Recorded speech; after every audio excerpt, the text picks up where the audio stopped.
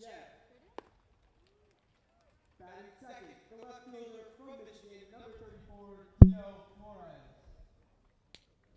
Batting third, the catcher from Illinois, number 25, Jason Campbell. Batting fourth, the center fielder from Louisiana Tech, number 32, Cole McConnell. Batting fifth, the designated hitter from Tennessee, number 19, Christian Moore. Batting sixth, the first baseman from FAU, number 12, Nolan Shaniel. Batting seventh, the right fielder from Cal State Long Beach, number 2, Rocco Pepe. Batting eighth, the shortstop from Miami, number 36, Dominic Patelli. Batting ninth, the second baseman from Mount Hood Community College, number 3, Rico Nishida. And on the mound tonight, from Florida State, number 33, Jackson Baumister. And now, the starting lineups for your Falmouth Commodores. Leading off, the shortstop from Duke, number 4, Alex Mooney. What? Batting second, the catcher from Oregon, number 12, Josiah Cromwick. That's where I'm supposed to stand, right? Okay. Batting third, the third baseman from Florida, number 7, Colby Halter. Batting fourth, the first baseman from Well, guys, Oregon, things number are 33, changing this summer out in Jacob Hyannis. The Walsh. Harborhawks, who won just a combined 7. Batting fifth, the designated hitter from Georgia, number 25, Corey Collins. Batting sixth, the center fielder from Alabama, number 24, Andrew Pinkney. Batting seventh, the right fielder from South Florida, number 16, Drew Brutcher. Batting eighth, the second baseman from Sam Houston State, number 1, Anthony McKenzie. Batting ninth, the left fielder from TCU, number 6, Luke Boyers. And on the mound tonight for the Commodores from Florida, number 41, Philip Abner. The umpires for tonight: at first base, Frank Battaglia, and at third base, Mike Beal. Behind the plate is David Perry. The Bat Boys for the Commodores, Hunter Mayo and Tyler Calderwood.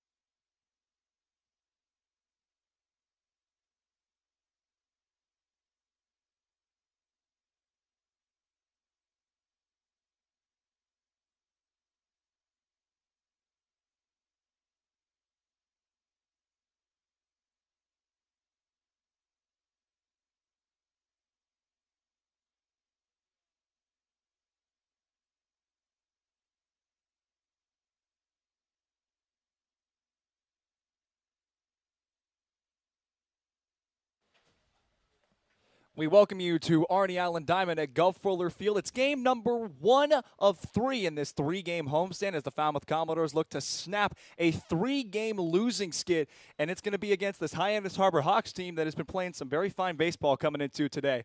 Hi, everybody. Great to have you with us as we welcome you inside the booth along with Trey Redfield. I'm Logan Sofarenko. Great to have you with us. We'll be hearing from Carter Bainbridge throughout the broadcast as well. And Trey, let's jump right into things. This Falmouth Commodores team has been struggling, and they lost a big part of their identity to Team USA yesterday against the Wareham Gatemen. Yeah, it's really unfortunate, that we were talking about how the doors were hot. They had a 4-game loseless streak, 3-0-1 before the Sunday doubleheader, then got swept by the Yarmouth Dennis Red Sox, and then yesterday falling to the Wareham Gatemen.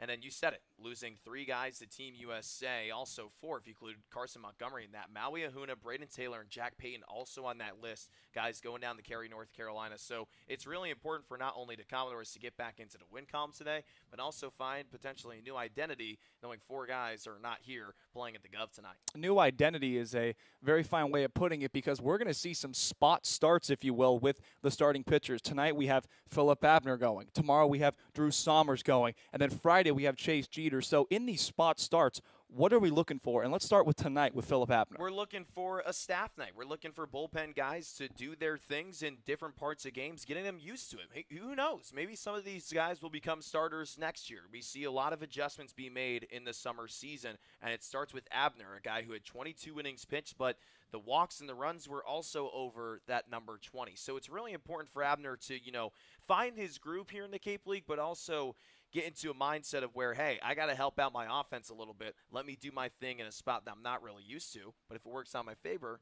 maybe I'll do this in Florida this time around next year being the starting guy. And sometimes favors can be a thing because we talked to Chase Jeter at Sacred Heart. He said before this summer he never came out of the bullpen. He was a starting pitcher with Sacred Heart. So sometimes it's those kind of roles that could benefit a team. Right. But right now we're back at home, thank goodness, back in the press box. We got the home whites ready to roll, and we're just a few minutes away from first pitch. Got a lot of pregame ceremonies coming up. We got our Boy and Girl Scouts night tonight. But right now we're going to send it over to our public address announcer, Dan Fox, as we wrap up this home plate umpire meeting. We'll be right back in a few minutes.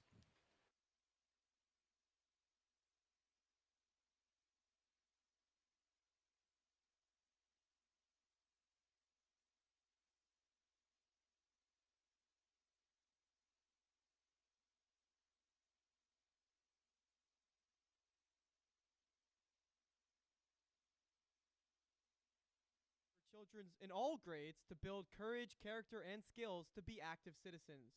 Programs in Cub Scouts, Scouts BSA, Sea Scouts, and Girl Scouts meet regularly throughout the year. Scouts participate in service, community, and many outdoor activities while creating lifelong friendships. Throwing out the first pitch will be Glenn Chamberlain. Glenn has been a den leader and is now one of the assistant Cub Masters for Pack 41.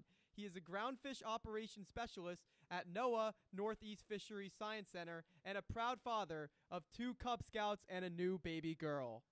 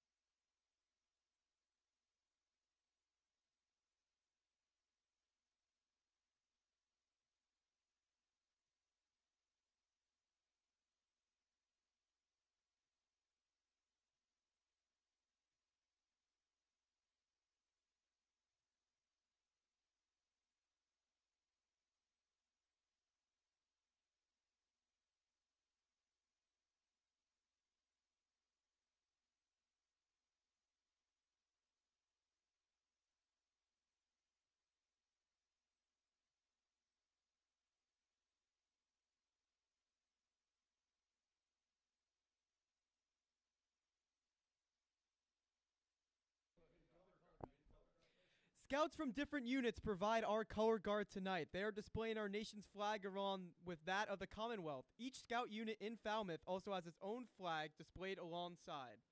You may You may also often see these flags during the Memorial Day, Veterans Day, and Christmas parades. Performing the national anthem tonight on trombone is Livia Johnson. Livia was born in New York City and moved to Cape Cod 6 years ago. She just finished her junior year at Falmouth High School, where she performs in the marching band, jazz band, and wind ensemble, and is a proud member of the Tri-M Music Honor Society. Livia teaches trombone to T-Ticket elementary school students, is a volunteer at People for Cats, and belongs to Falmouth Girl Scouts Troop 85061. Livia likes to travel with her family and has even been to the Galapagos Islands. Please stand for the national anthem.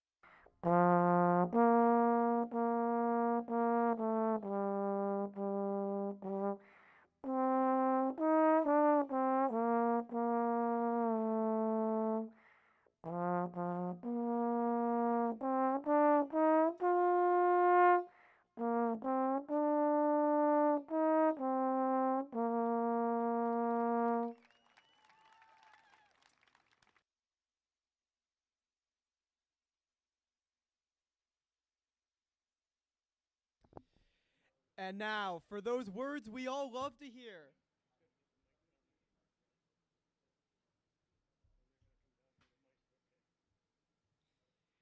And now, for those words we all love to hear, let's hear it from the Falmouth Scouts.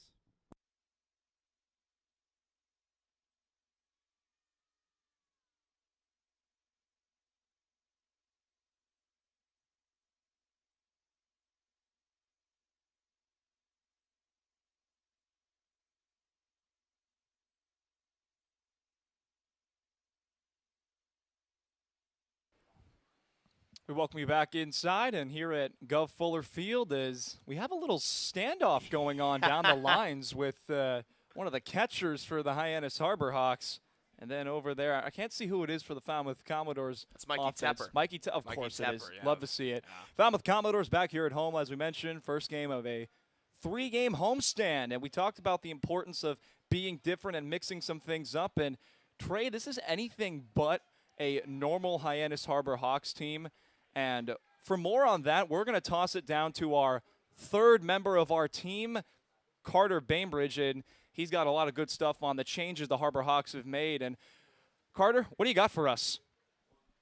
Well, thanks, Logan. Things are changing out in Hyannis.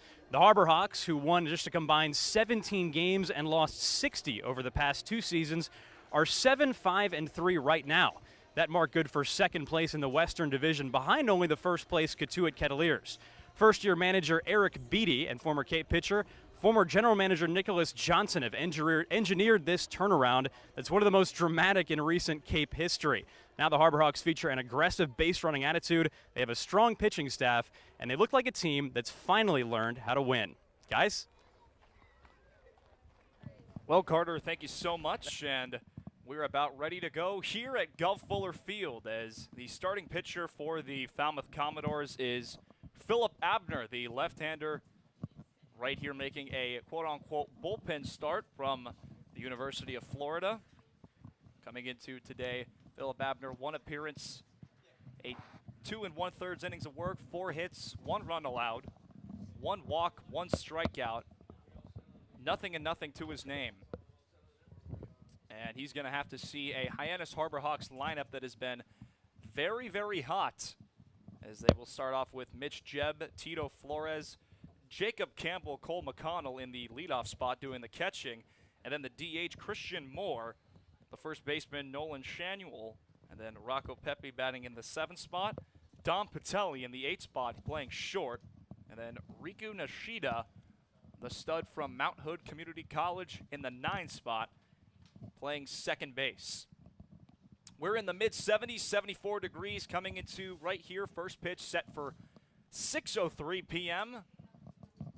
No breeze, and the first couple of games we saw here at Gov Fuller Field, a lot of overcast skies, and with the blue skies out, many fans making it out in attendance. Umpires for today, Mike Beal at third base, Frank Battaglia over at first, and then David Perry behind the dish at home. Great to have you with us.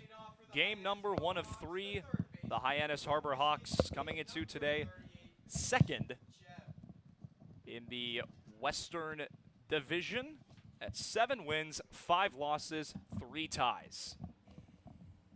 And he will have the first batter, Mitch Jebb, the third baseman. Abner from the windup, and we are underway from Gov Fuller Field, and there's strike number 1 to Jebb. Jebb from Michigan State coming into today hitting .313, 3 runs batted in, 5 walks, has struck out 8 times. Lefty on lefty. The 0-1 is sent the other way to left field and down for a base hit.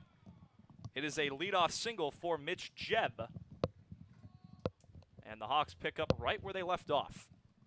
Now batting the left fielder from Michigan, number 30. And that's going to bring up Tito Flores, and that's a fun little rivalry. You got Michigan State Spartan leading it off, and you got a Michigan Wolverine, Tito Flores, coming up to the batter's box.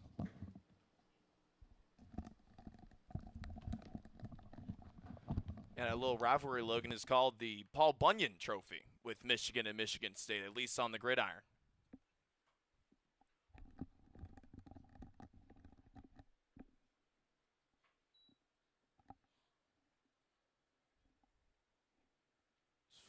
Flores is ahead 1-0. We have a little bit of a headset issue with Logan's headset. One of his earphones came off, so dealing with this right now. It's now 1-1 on Flores, left fielder out of Michigan.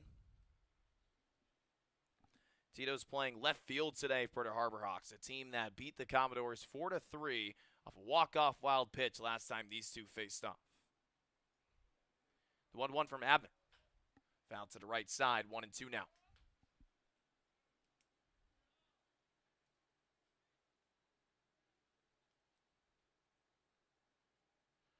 So Jebb, who's on first, got himself a leadoff single. Came over actually from the Cotuit Cavaliers a couple of days ago.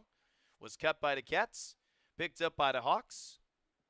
You know what? Hyannis will take that any day of the week. Jebb, one of the best players in Michigan State.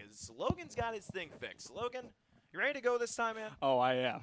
The 1-2 pitch. Cut on and miss for strike 3. And there's out number 1 as Tito Flores goes down via way of the K. Defense for the Falmouth Commodores. Colby Halter at third. Second straight day we've seen him there. Alex Mooney over at short. Anthony McKenzie at second. Jacob Walsh over at first. Identical infield as we saw yesterday. Outfield left to right. Luke Boyers in left. Andrew Pinkney. And then Drew Brutcher. Here comes Jacob Campbell, the catcher. Hitting .235 coming into today as that ball misses a little high. Campbell from Illinois did not play the Falmouth Commodores in their first contest back on June 17th. The 1-0. And that's a foul ball off the new catcher, Josiah Cromwick from Oregon. So now you got a couple of Duck teammates on the doors. Whack, whack.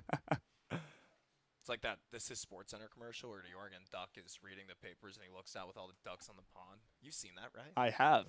It's like best one. Runner goes, breaking ball is in there for a strike. Throw to second is not in time as Mitch Jebb swipes second. The count is now 1-2. Had to wait a little bit to see if that was a strike. Indeed it was, but the Harbor Hawks have a runner in scoring position, and that was their recipe for success in the first matchup. Those stolen bases put pressure on the Falmouth defense. Yeah, it certainly did. But you got to give Cromwell some credit on that throw. That was right down the money, or that was right down the pipe. Jeb got a great jump on the ball, and sometimes a great jump is what beats a good throw. You know, maybe it was Cromwell not getting up earlier than he wanted to, but I'll tell you what, the pop time maybe being a little bit, I guess, longer than he wanted. But Cromwell will take that throw any day of the week. How could you not? Exactly, especially on what should have been hit and run. Yeah. Fans starting to pile into Gov Fuller Field. A very fine Wednesday evening. On a 1-2 pitch, Campbell lifts that ball in the air to left. Boyers went back, comes in, it drops for a base hit. The throw from Boyers is not in time as Mitch Jeb scores. Campbell and Jeb trade places over there at second base. It's 1-0 Hyannis in the first inning. I'm not really sure what Boyers was doing on that. I thought he should have came in on that ball. That's a suicide ball right there.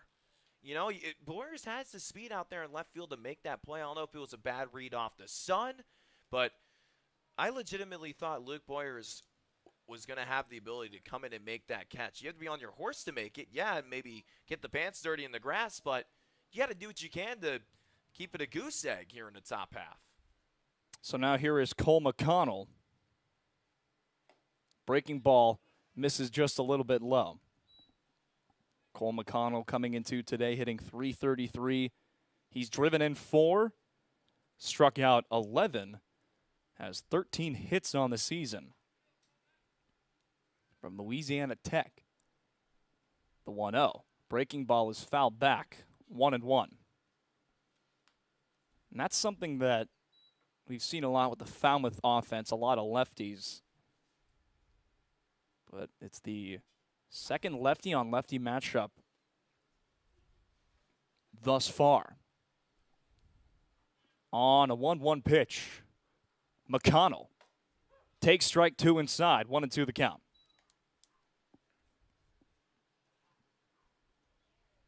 McConnell does strike out a lot. Those 11 strikeouts are the most in this starting 9. A couple of guys with 10, one with 9. The 1-2. Breaking ball towards foul, towards the first base camera well. And it caught one of our camera operators, Ellie Fideli, off guard, and she's actually holding the ball up.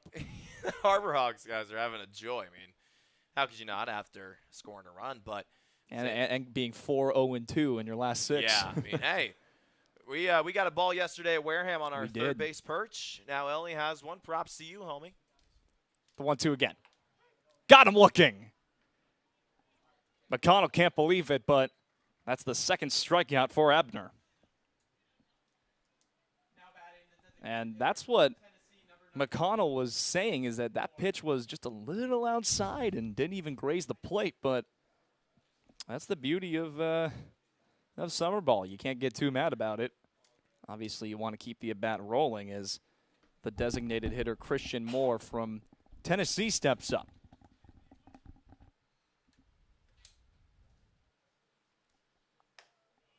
1-0 as that pitch misses up. Christian Moore coming into today hitting .250. Has one triple. Has walked once as well. He's only struck out 5 times. He was not on the roster when these Harbor Hawks and Falmouth Commodores met the first time. The 1-0. Spoiled foul, 1-1.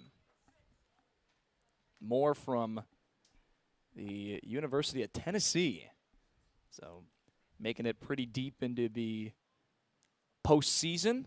It's also second straight season where the top national seed got upset in the College World Series by an ACC team. Last year was NC State against Arkansas. This year, Notre Dame against UTK. 1-1 foul back.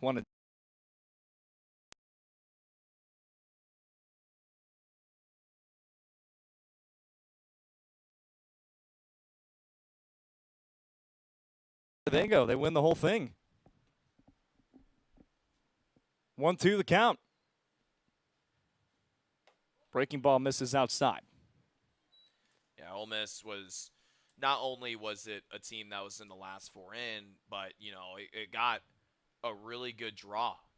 It cruised through regionals. Then he took on a Southern Miss team that didn't really have much pop. Ole Miss went down to Hattiesburg and just ran through the table. Didn't even give up a run. On a 2-2 pitch, Christian Moore goes down swinging. 3 strikeouts for Abner, but the Harbor Hawks are on top 1-0 as we go to the bottom of the first inning.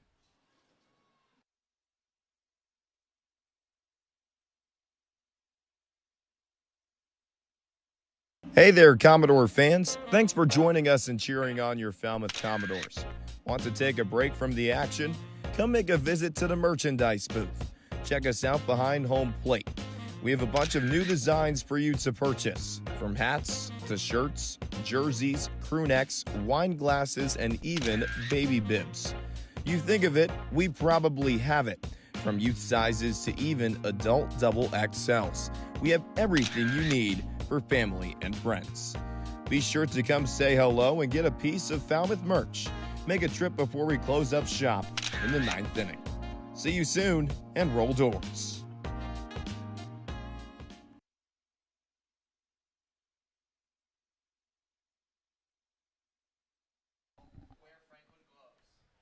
Back here at Gov Fuller Field, starting pitcher for the Hyannis Harbor Hawks. And we talked about having a lengthy start. They're going to go with Jackson Baumister from Florida State. Just completed his freshman season where he went 1-2 with a 5.60 ERA. And we talked to Hyannis Harbor Hawks broadcaster Drake Toll, and he said that they got some lengthy starts these past couple of days, and that's going to be crucial, and it's very different for the Falmouth Commodores. Yeah, talking to Drake, who's a really good guy. I'm really a joy to talk to. But talking about Baumister, this is a guy who, the first time he started against Wareham, couldn't find the strike zone. He got sent to the showers without recording it out. He gave 4 earned runs, 4 hits, and then after that, he mowed down Orleans. So this is a guy who, if he controls his game, he can be fine. But if the Commodores, what they need to do here is get bat to ball early, put balls in play, find ways to get a couple guys on base, and rattle the rising sophomore out of Florida State, then we could see one of those early outings from the Florida State Seminole. 4 innings of work this summer, 2 starts, 6 hits, 4 runs allowed, all of them earned. 5 strikeouts, 3 walks, and 1 extra base hit as he looks at the leadoff batter for the Doors, Alex Mooney, the shortstop from Duke. The ball misses outside, 1-0. Alex Mooney hitting .264 coming into today, was the hero on Saturday night. Woke that offense up. 3 runs batted in against the Wareham Gatemen. The 1-0. That's in there for strike number 1. 92 off the gun. Mooney, as you mentioned, is one of the best leadoff hitters on the Cape. And he wants time right here. And that was no joke. I 100% believe that, because he's a guy who's doing it every single day, and he's a guy who's finding ways to get on base every day.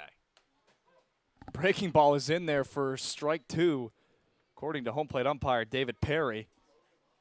And the count is now at 1-2 in favor of Baumister. The 1-2. That misses low, 2-2. Mooney has struck out 8 times this year. 4 walks, 4 runs batted in. 3 of them came in that Wareham game. Got the count even at 2-2. Little broken bat down the third base line. Jeb fires over to first, and he got him.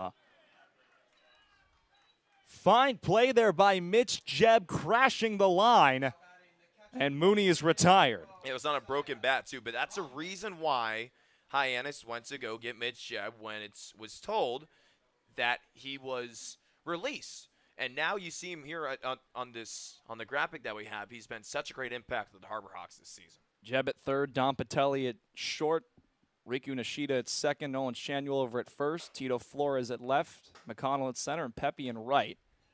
As the first pitch to Josiah Cromwick misses low. Josiah Cromwick making his 2022 Falmouth Commodore season debut. Traveled with the squad yesterday, did not play. Ground ball, Patelli. Over to first, and he got him. 2 gone here in the bottom of the first inning. Now batting, the third baseman from Florida, And if there's any hope in offense, especially tonight, it's going to be from Colby Halter, who leads the Falmouth Commodores in batting average, at least in qualified. Falmouth Commodores complete lineup. Colby Halter batting third, Jacob Walsh in the cleanup spot, then Corey Collins, Andrew Pinckney batting sixth, Drew Brutcher, who's in right, bats seventh, Anthony McKenzie batting eighth, playing second base, and then Luke Boyers in the ninth spot. Breaking ball is in there for strike number 1 to Halter. And Halter loves just getting those singles and swiping bags. The 0-1 one hops the plate. I mean, how could you not? You want to help out your team, find ways to be successful, put your team in a winning situation. Colby Halter does it every night. Finds ways to get on base, whether he's choked up on the bat a mile high or not, gets aboard, likes to swipe bags. 1-1 is in there for strike number 2. And he's just so old school as well. Wearing the stirrups. Pants all the way up. Love the stirrups. I love him. I love the way Colby Halter plays. We have the plain stirrups. We also have, there's a pattern that I know Anthony McKenzie wears on his stirrups, likewise with Jacob Cozart. Stirrups are here, and they're here to stay for a long time. Yeah, they are. 1-2 the count. 2-2. So Colby Halter, who has struck out 12 times this year, not a team leader in that category, trying to battle back here. The 2-2. And the counts run full. And that's something else he does. He's one of those guys that works full counts. 9 walks on the year for him. He could get 10 right here if he decides to take a pitch that he doesn't really like.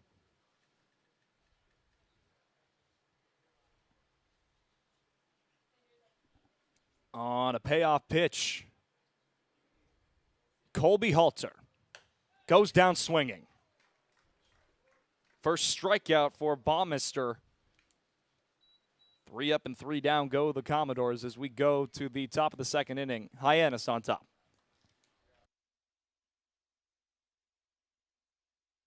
Hey Commodores fans, sharpen your baseball skills with some of America's finest players from the best college programs in the country. Clinic attendees will have opportunities to work on hitting, base running, infield and outfield play, as well as pitching and catching. Attendees will also participate in Commodores Chat, where coaches and players discuss topics like sportsmanship, academics, teamwork, and other issues important to being an all-around player. Clinics are offered Tuesday, June 21st through Friday from 9 a.m. to 11:30 a.m. 3 separate clinics will be offered for ages 5 to 14.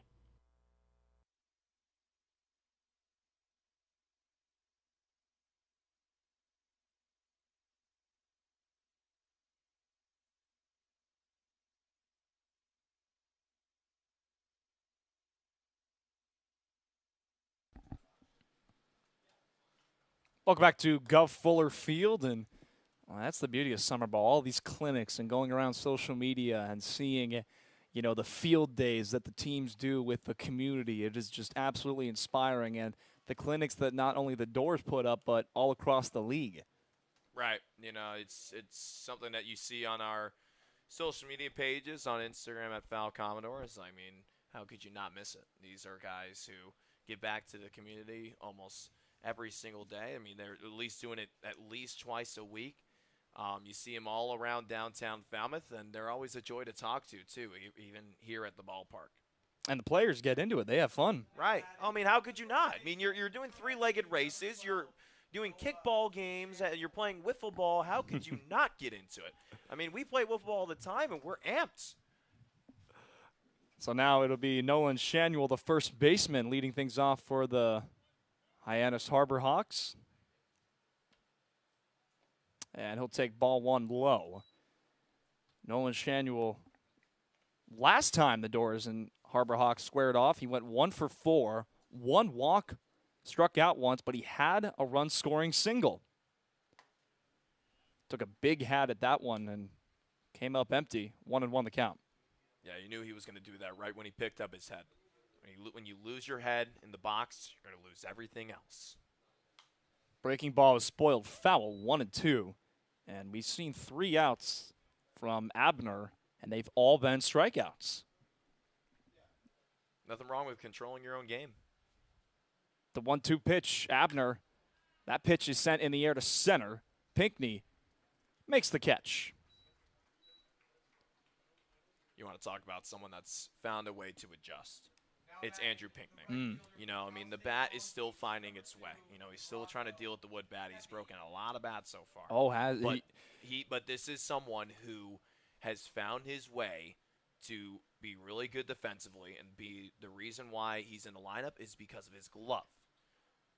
First pitch to Rocco Pepe misses upstairs, and the play that everyone thinks of when you say something like that is that game-ending play at Brewster. That may be the play of the season where so far. If that ball drops, the game is tied. Yep. The 1-0 is spoiled foul. Rocco Pepe hitting .226 coming into today. Does have 1 Cape dinger. 5 runs batted in. He's walked 3 times. Has struck out 9 times.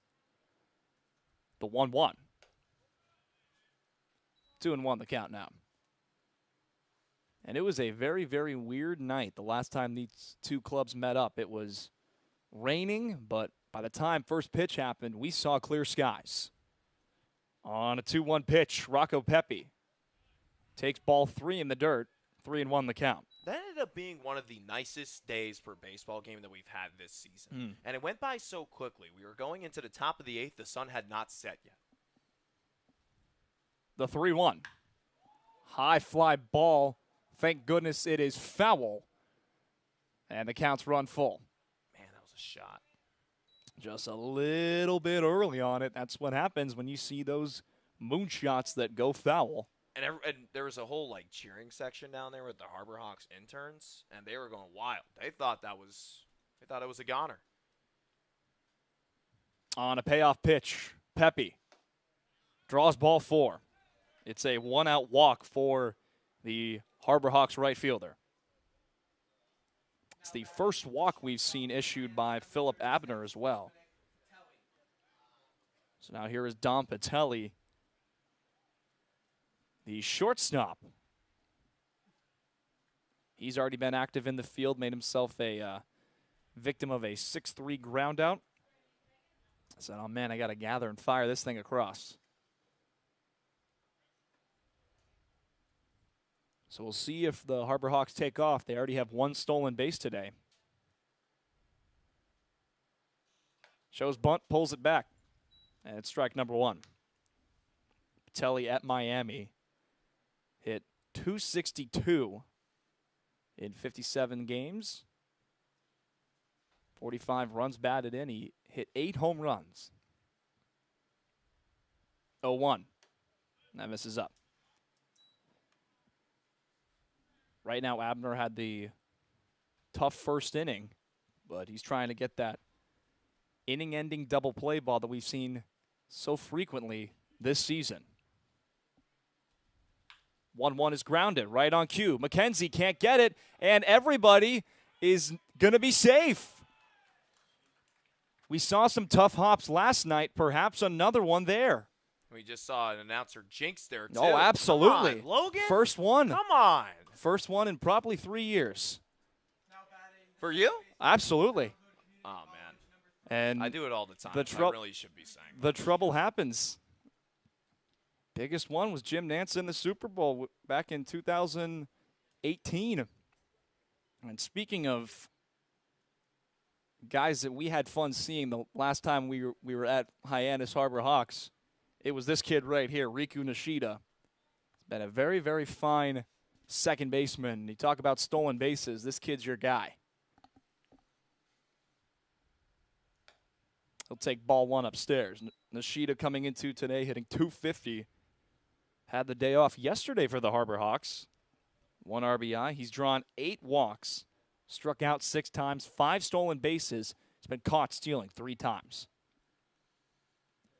On a 1-0 pitch, Nishida pulls back the bunt, and that pitch misses outside. 2-0.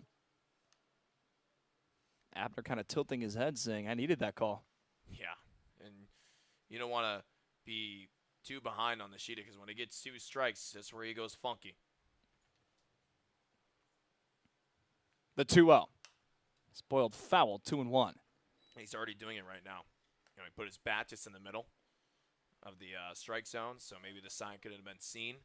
But when it gets to 2 strikes, he's going to start wiping the plate, moving his bat back and forth, around in the batter's box. He does legitimately everything that you can think of inside that batter's box. From Mount Hood Community College to Oregon, over in Eugene. The 2-1. Misses upstairs, 3-1 the count. And you got to be careful loading the bases with the top of the order coming up in Mitch Jebb, who has singled already today.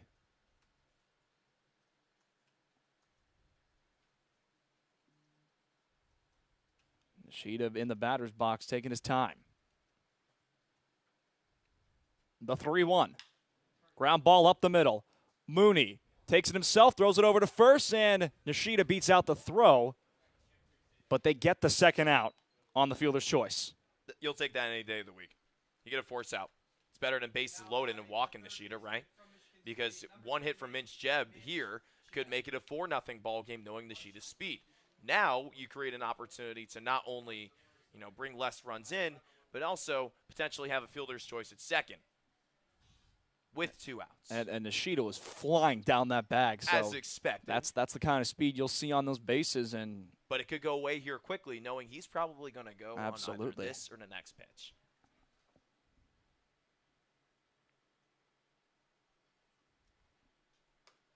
Jebb takes a breaking ball upstairs. Mitch Jebb from Michigan State, as you mentioned, had that single back in the first inning. Did come around to score on the Jacob Campbell RBI double. The 1-0. Spoiled foul, 1-1 the count. I guess I should say a single and an advance on the throw. But nevertheless, he put the Harbor Hawks on top 1-0. We did not see Mitch Jebb in the first matchup with these two clubs back on June 17th. Getting his first look and his first debut here at Gov Fuller. The 1-1. In the air to left, Boyers makes the catch. 2 runners are stranded for Hyannis, and we go to the bottom of the second inning. Falmouth trailing by 1.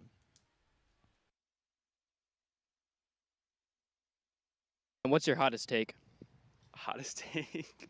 Hottest take is that a straw has 2 holes, not 1. What is your favorite place in Falmouth? My favorite place in Falmouth right now, I would say, is Shoreway Acres Inn. A bunch of us, the interns, are staying there, and we're having such a great time getting to know each other. Can you give me your best British accent? Scott Sterling. Is cereal a soup? No, it's cereal. It's its own thing, right? What?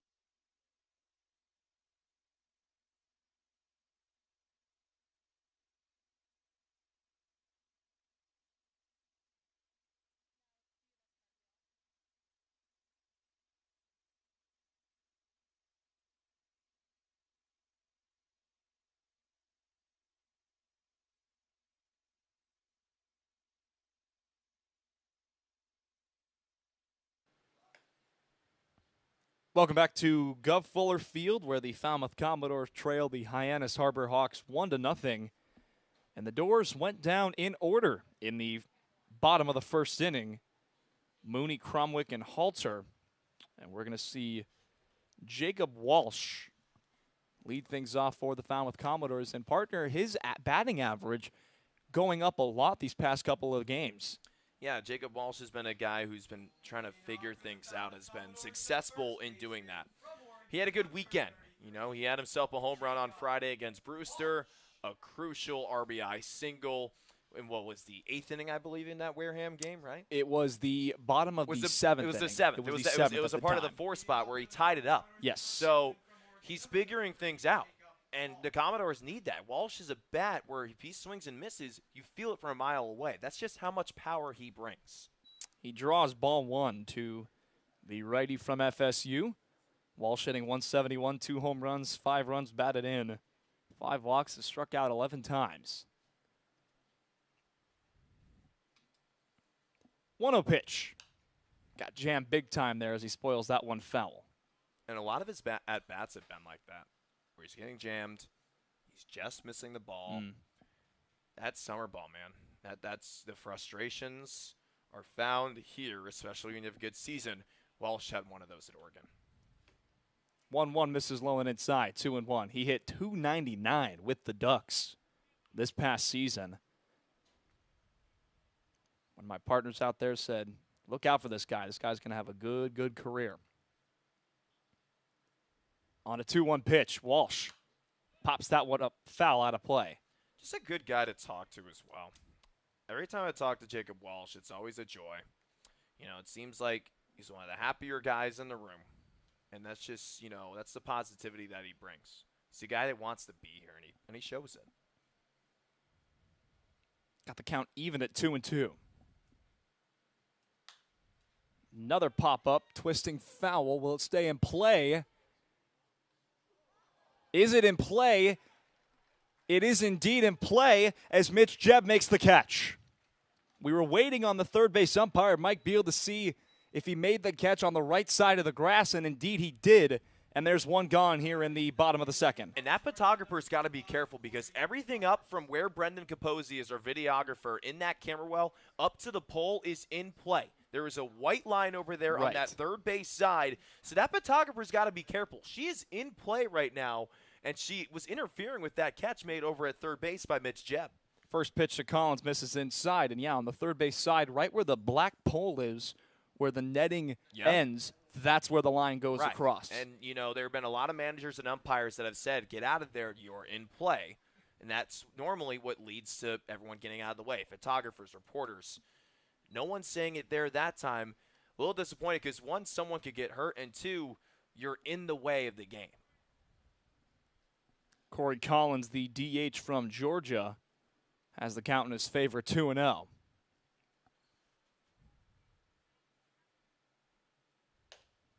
Takes a big hack at that one and comes up empty.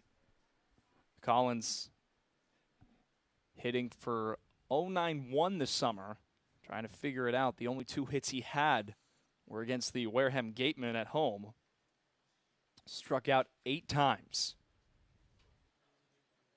Balmister trying to keep it rolling for the Harbor Hawks. On a 2-1 pitch, Collins takes ball 3 upstairs on a breaking ball. Something that Corey does really well, too, is working these counts. He's a disciplined hitter. Slumps are a part of summer ball. They come, they go. You get them out, some quicker, some not.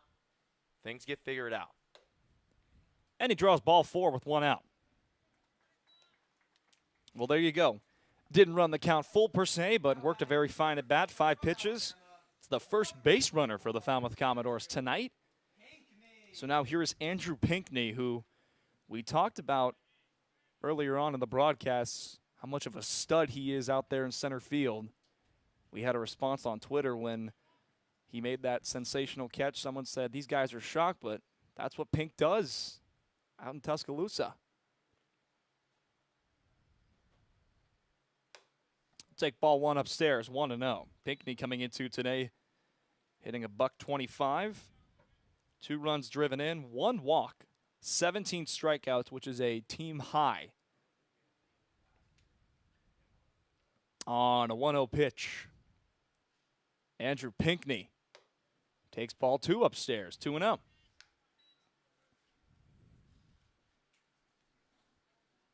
One walk, though, and I guess you could put a stat, what's it been? 4 broken bat singles, 3 or broken bat balls in play.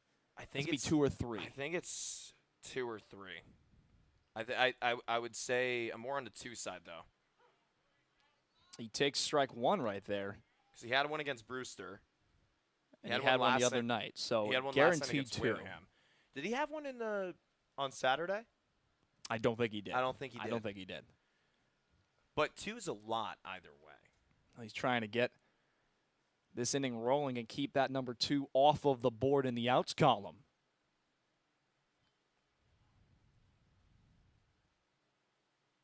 The 2-1.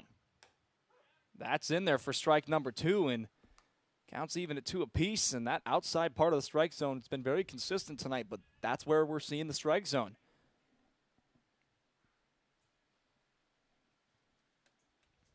Collins over at first.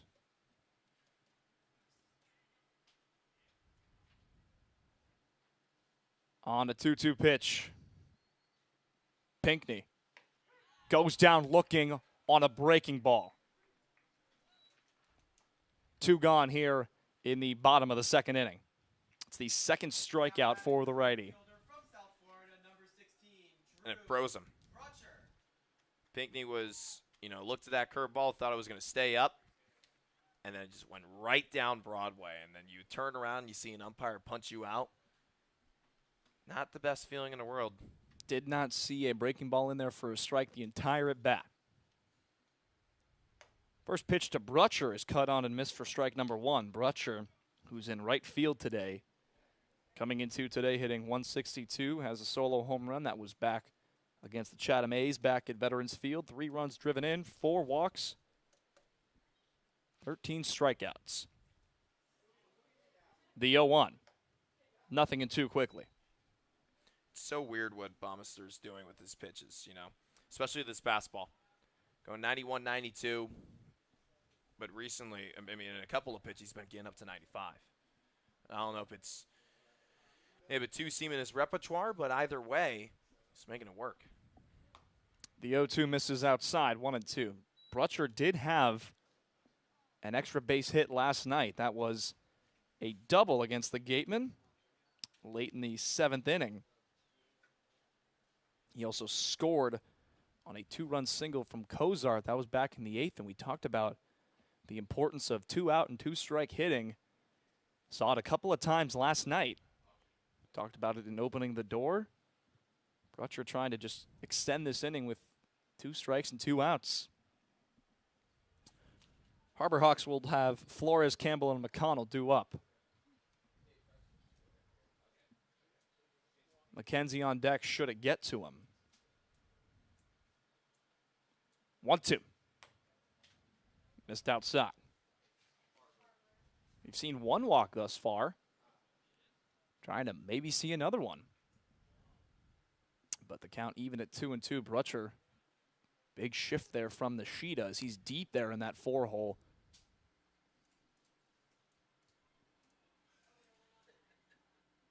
The 2-2. And the count's run full, so that means Collins will get a head start over there at first. Well, here we go. See if the 2 outs mentality carries over to the home stadium. Collins over at first. Brutcher the batter from Florida. The Florida on Florida duel. On a payoff pitch, Brutcher goes down looking. Back-to-back strikeouts with that breaking ball. And that's the 3rd strikeout from the righty as we go to the top of the 3rd inning. Falmouth still trailing Hyannis. It's a House of Falmouth Commodore. Be sure to sign up to become a host family today. Hosting a Cape League player can be very rewarding.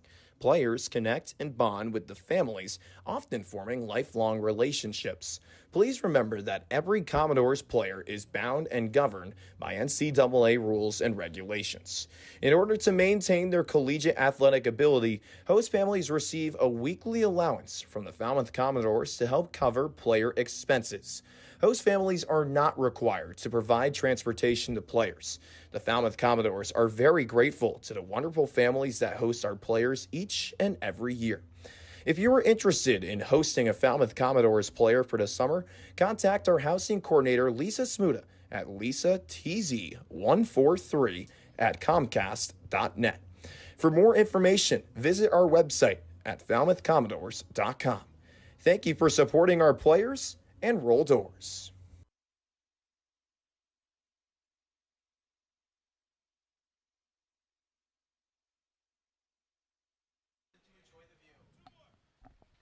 Welcome back to Gov Fuller Field, and we talk about how important the host families are around summer ball across the country.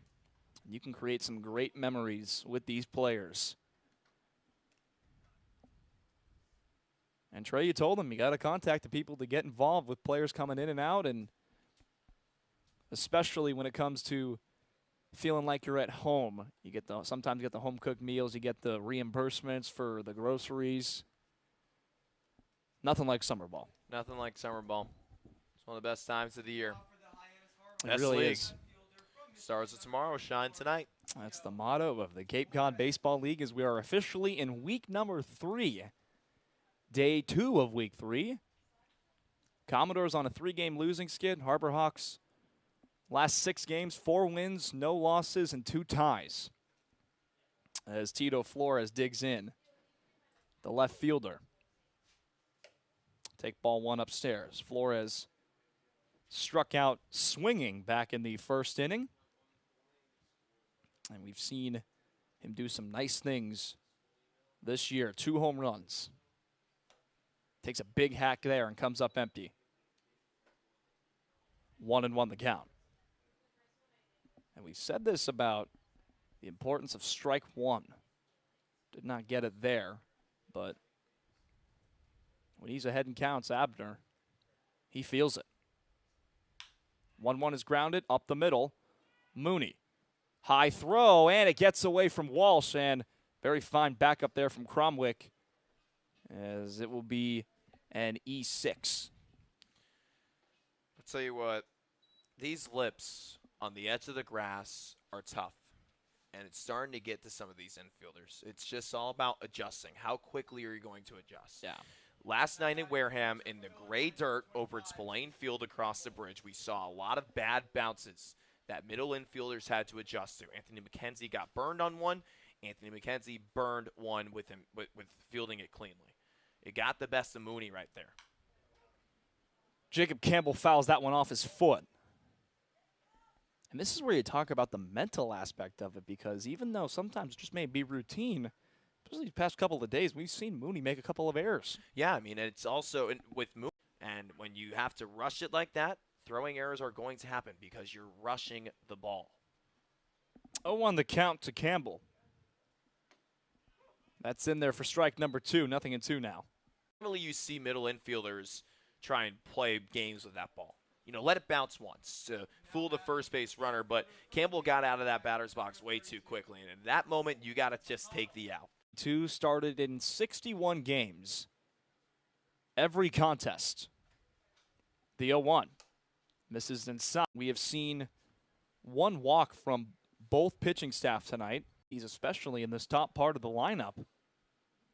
He's trying to get McConnell. 2-strike pitch. For all 9 innings. Why not?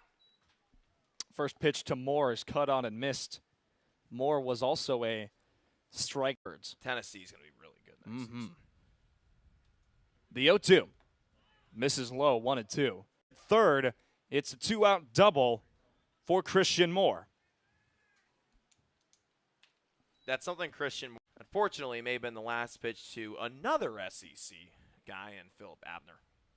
Well, we'll see if they grab over on Saturday. Haven't seen the Braves. So now here's Shanuel from the doors to get out of this. Another pitch inside. One thing that I want to know about the ground rules, can you run up onto the hill and make the catch? Or is that I considered don't think out of- so. I I don't- feel like it's something you should check because if you think about it on the other side, on the first, Manasseh out there in the Commodore bullpen still warming up. 3-1. move to bring in the righty out of Wake Forest in the ACC. So a good opportunity here for Manasseh to help out his relieving counterpart, getting Philip Abner out of the jam. So we'll take a quick break.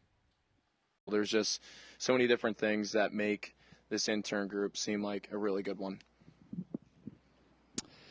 Not just being around players that are our age, but being around a bunch of other people that are looking to get something great out of the Commodores. But the favorite part about being like the intern specifically is the ability to like have some creative freedom because we're not under salary or anything like that. We're here to have fun, but also get work done. There's the perfect level of or balance of work and fun, but we don't get carried away with it. And I think that's the perfect part about being an intern. And the best part about being an intern, especially at the Commodores, is you get to watch baseball for us broadcasters 6 days a week. Looking forward to the most with the Commodores is just the chance to work with some really talented people, whether that be on the broadcast team or any other interns. I'm a part of the broadcast team, so I get to work with Trey and Logan. And I think that both of them are just super talented. I'm really happy I get to work with both of them because I feel like I'll learn as much from them as they will from me. And I'm just really excited to be able to improve my craft with two guys who are focused on the exact same thing.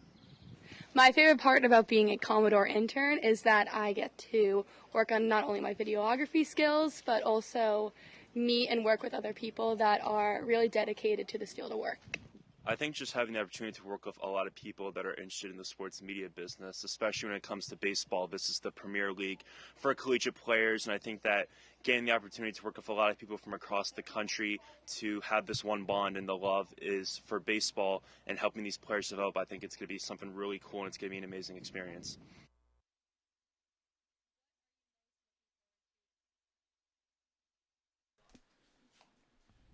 Welcome back to Gov Fuller Field. Philip Abner's day is done. 2 2/3, 3 hits. The run total will be decided at the end of this. Takes strike one. So behind that is Quickly ahead in the count, 0-2. You're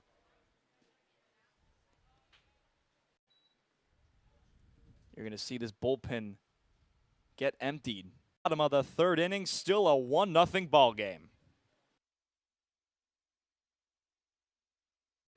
and the Rockets red glare, the bombs burn. Fuller Field, huge jam, and the Commodores. How could you not? Hey, Lori Brown is looking for people. She is, and you know when it comes, or gems, I should say, out there. Had a couple of ones to say room is huge. Right. 3 pitches, and it's a strikeout. And he is finding the at the top of the lineup in Alex Mooney. make that now 5 strike. Over there at third ball game. Of the interns are staying there, and like we're having such a great time getting to know each other. Can you give me your best British accent? Scott Sterling. Is cereal a soup? No. 1-0 is the door. Get it during a break, but Inning. Had a sack bunt. He took a big Hyannis with head on him, but also not as the calendar. over there first base. Not only with the sun, but with the throw as well. It looked a little offline. Walsh had to move near Nishida's helmet. And also, the first baseman out of Oregon is dealing with the setting sun. First pitch to Jeb is grounded right side to McKenzie. 3 up and 3 down. There you go. There's your quick inning. 1-0 the score as we go to the bottom of the 4th inning. Trey Redfield's got you for 2.5. We'll be right back.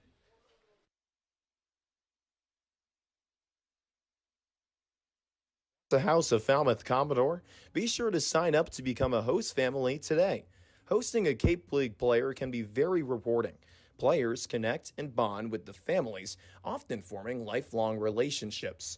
Please remember that every Commodores player is bound and governed by NCAA rules and regulations. In order to maintain their collegiate athletic ability, host families receive a weekly allowance from the Falmouth Commodores to help cover player expenses. Host families are not required to provide transportation to players. The Falmouth Commodores are very grateful to the wonderful families that host our players each and every year. If you are interested in hosting a Falmouth Commodores player for the summer, contact our housing coordinator, Lisa Smuda, at lisatz1@comcast.net. For more information, visit our website at falmouthcommodores.com. Thank you for supporting our players, and roll doors.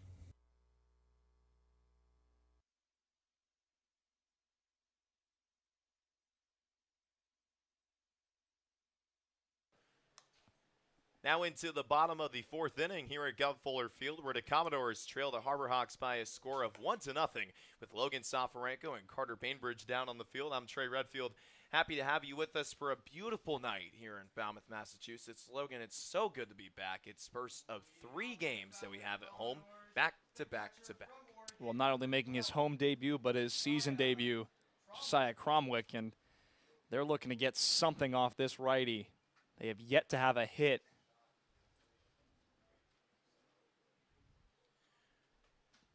Cromwick at home for the first time, like Logan mentioned, and the first pitch from Jackson Bomister is a broken bat foul. So the Oregon Duck will get a new bat. He's behind the plate today for the Commodores. He had himself, talked about the hits, the guy, he had 34 hits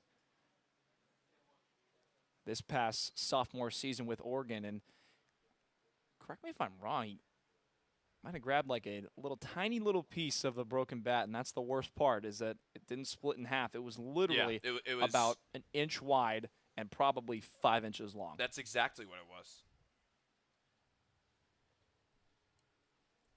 That's exactly what it was. He's behind the plate today, comes from Las Vegas, Nevada, just like his teammate Jacob Walsh, who's at first base today for the Commodores. Last year he played for the Burlington Sock Puppets in North Carolina, in the Appalachian League, a league that's powered by Major League Baseball and USA Baseball. The 0-1. Fastball fouled back, now 0-2. Cromwick is 0 for 1 today with the ground out to short. Falmouth is still looking for its first hit, riding a 3-game losing streak. The Commodores and the Braves, the only 2 teams to have lost 3 straight so far. 0-2. Breaking ball right down the pipe, strike 3. Another breaking ball from Jackson Bomister freezes a Commodore batter, and there's one gone in the bottom of the 4th. And that's the second time he's gotten a Falmouth Commodore via way of the K on 3 pitches. Nothing working right now. Let's see if Kobe Halter can figure something out. Josh Stewart is now warming up in the Falmouth bullpen. Another newcomer. It's a staff night for Falmouth. First pitch to Halter. Swing and a miss, strike 1. Kobe Halter went down swinging on a 3-2 count in the first. Falmouth went 3 up, 3 down in that inning.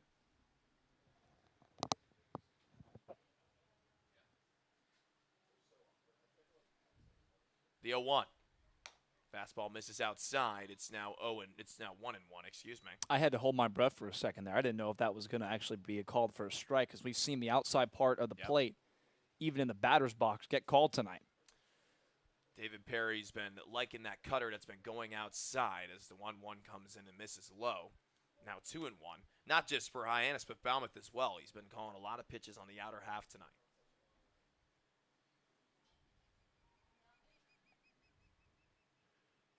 Halter is second in the CCBL in batting average this season. As the 2-1 comes in, misses high, now 3-1. Well, he has walked a batter, and if you can't get anything off him as far as the bat goes, find a way to get on base and put pressure on the righty. Hitting .353 this season, 1 home run and 3 RBIs. Swing and a miss. We have another full count for Halter. Well, he's trying to get the opposite result than that first at bat where he struck out on 6 pitches. It was swinging.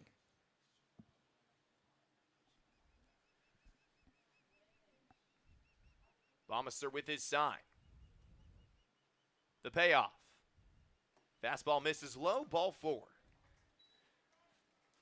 Falmouth grabs itself another base runner via the base on balls. That's the second walk delivered from Bamister.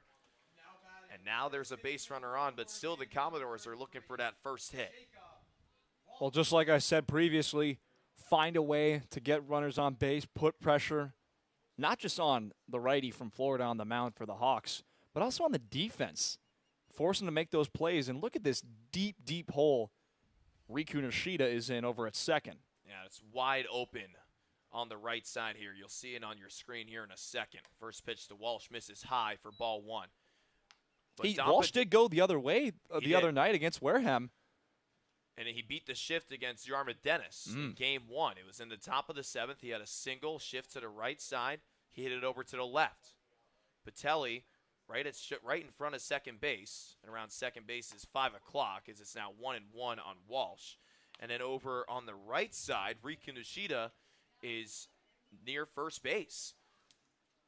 A gaping hole over there in right center field, which is odd because Walsh can pull it right there. It'd be an easy ground ball up the middle.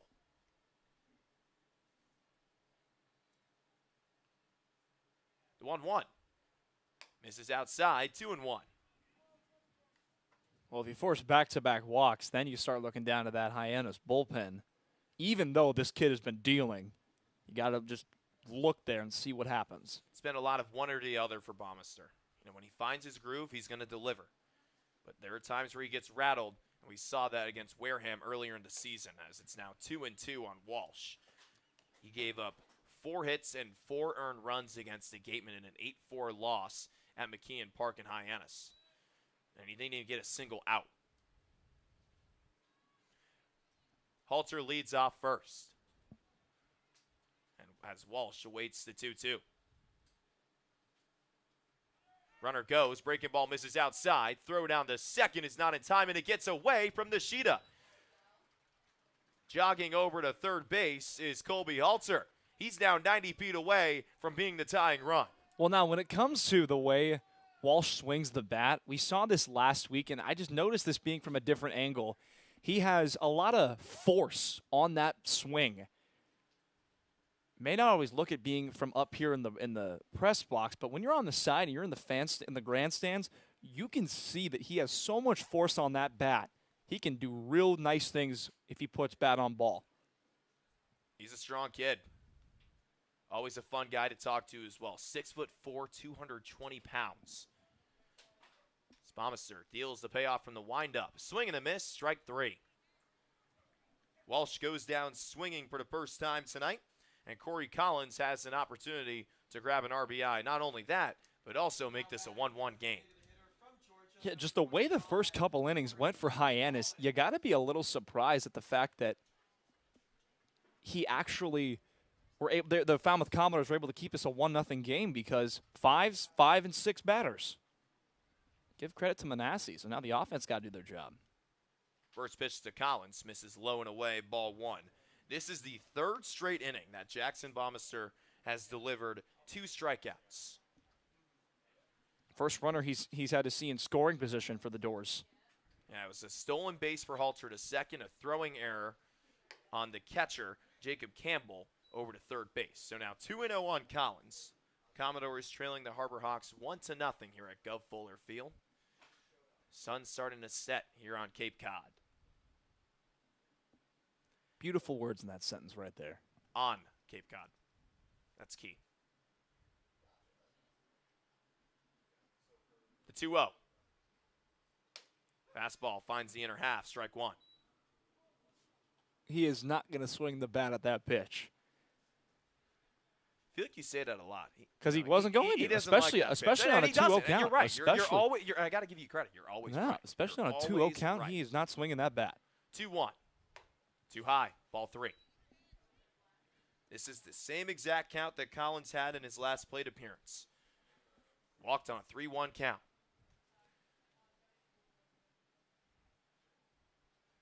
Alter leads off third. Nothing too crazy over there, not even being held on.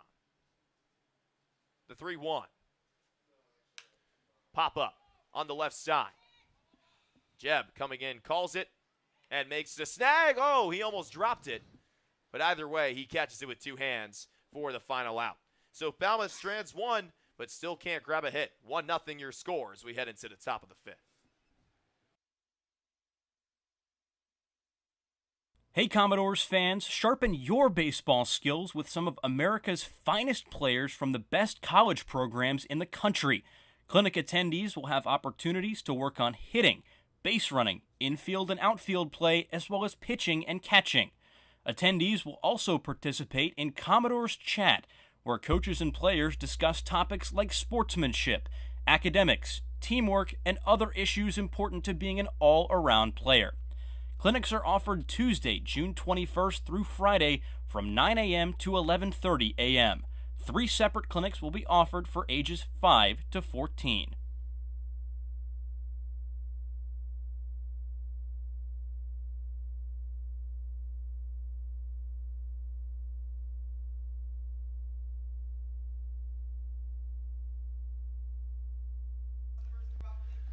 Well, a great crowd we have here tonight at Gov Fuller Field. The Commodores trailing the Harbor Hawks by a score of 1-0. Logan, you got to give credit to this weather. It's just showing out each and every single time. We're back at the Gov, and the people know that too. There's a really good crowd out here. Question is, though, is it the largest one of the season? Oh, I mean, it's based on the experience. It looks up there. See, the last time we were, or the last home game we had at Wareham, I was on the field doing some reporting, and I got to walk around and be kind of submerged in the crowd, so it felt like a lot of people being up here looking around. It's a pretty awesome setup we got. Today it's Carter Bainbridge on the field. He'll join us here in a little bit. It's now Tito Flores coming up. Flores is 0 for 2. He reached base in the third via throwing error from Alex Mooney. Hey there, Commodore fans. Cam Manassi still on the mound for the Doors, and the first pitch is a bouncer over on the left side. Halter with it, the throw over, in time. Great scoop by Walsh to make it one gone here in the fifth. Oh, it's never easy. Never easy. Very fine dig by Jacob Walsh, and I talk about his footwork a lot, but he has had to be very, very active when digging the ball up from the dirt. Has a very fine, fluid motion. Couple of throws that are just unpickable that have gotten away from him. But give credit to the defense he's been playing over at first base. We talk a lot about his bat and saying he's due and stuff like that, but that glove is one of the best I've seen here on Cape Cod this season. A strike one is delivered to Jacob Campbell. I mean, it just seems like every time it's thrown over there, a bad throw, something's too high the other way, he always finds a way to suck it into his first base mitt on his right hand. The 0-1. Breaking ball, and he went around. Strike two, delivered to Jacob Campbell. 1 for 2 tonight is the Illinois catcher, a single in the first. It's actually an RBI single. That's the only run that Hyannis has had, the only run the game has had today. The 0-2 comes in, misses high, ball one. That had some tail on it. That thing tried to go back into the strike zone, almost clipped him.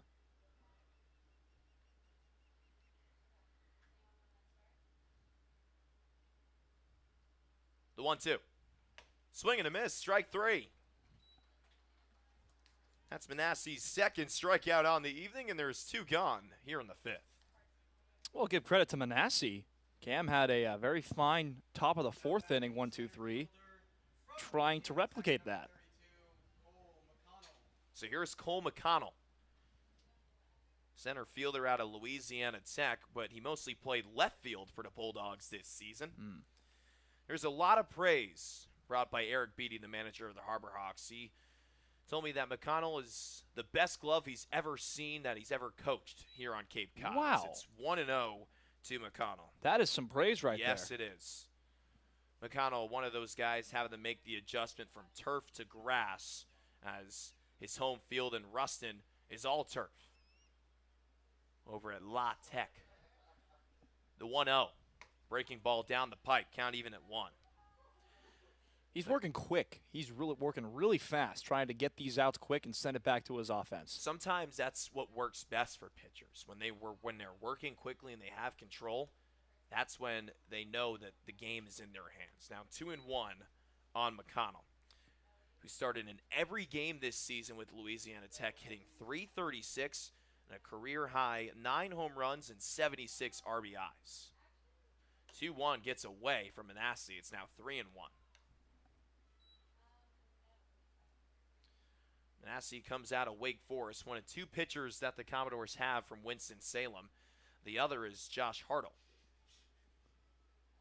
Those Demon Deacons. Those Demon Deacons. Beautiful spot in the Tar Heel State. Here's the 3-1. Fastball down the pipe, fouled back, 3-2. I'll tell you what, this backstop is sometimes the devil, sometimes it's an angel, but there's no padding back there. If you hit a foul ball or it bounces back, it could burn you if you're on one side, but it could be your best friend on another. Oh, we saw this, and just going off the brick. We saw this yesterday with the building. Payoff pitch. Hit to the left side. Will it stay down? It will, but in foul territory. Yesterday, we saw 2 rocket foul balls off of Falmouth Commodores offense that hit a building right behind the field and ricocheted right back to the closer for Wareham, Alex Galvin. Yeah, Wareham Middle School is right next to Spillane Fields, and there's no netting on that left side, so that's the most likely option when it comes to that. 3-2 pitch, fouled back. We do it again. Uh-oh, another one of those lengthy at-bats. Oh. Did you miss them? There was a time period where for 4 straight games we saw at least 8 full-count pitches for Falmouth offense at least. I believe that was at Wareham. That was at Wareham. 3-2 again. Hit over to shortstop. Mooney with a sliding grab. The thrower to first. Not there. It gets away. Walsh having to come off the bag. And it's another E6 for Mooney. Yeah, that was a rocket. I mean, that was a very, very fine effort to get up to the feet. Probably had a little more time, but nevertheless, 1 runner on with 2 outs.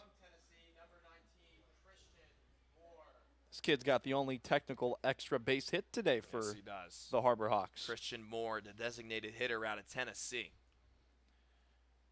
Coming up thanks to Falmouth grabbing its 3rd error. We're not even through 4.5 innings yet. McConnell on first. First pitch. Down the pipe. Strike 1. Moore is a rising sophomore from Brooklyn. Started in 29 games, played in 51 of them, hitting .305 with 10 home runs and 36 RBIs of the Volunteers. 1 for 2 today, like with what Logan said, a double. 0-1. Runner goes. Hit to the right side, foul. Coming back over to first will be McConnell. It's now 0-2. Well, now just got to attack. I know you're obviously wanting to go for the strikeout here, but force it on him. Try and see if you can just get him out in any way possible right here. Manasseh looking for his 3rd strikeout on the evening. Came in for relief for Philip Abner. 1 on, 2 gone. The 0-2. Too low. Ball 1. Moore went to Suffield Academy in Connecticut, so had to take the train from Brooklyn over to the western side of the Constitution State every day.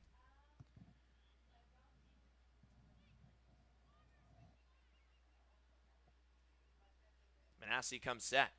Kicks and fires. Swing and a miss, strike 3. That's strikeout number 3 for Manasseh, and he keeps it a 1-0 ball game. Bottom of the 5th coming up after this.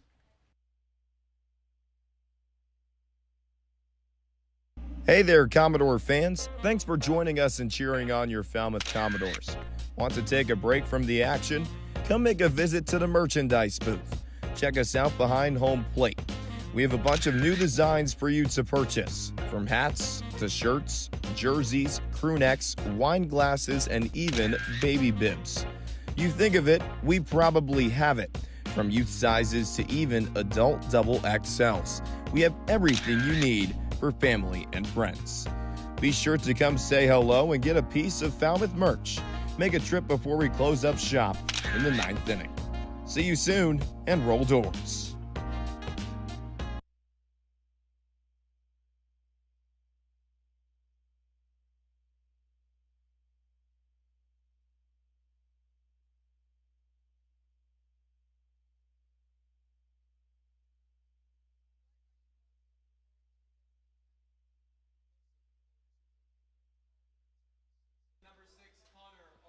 So Jackson Bommaster's night is done after 4 innings pitched, giving up 2 walks, no hits, in 7 strikeouts. So we're going to say it, the Harbor Hawks have not given up a hit in 4 innings pitched. Coming in for Bommaster is Connor O'Halloran, lefty out of Michigan.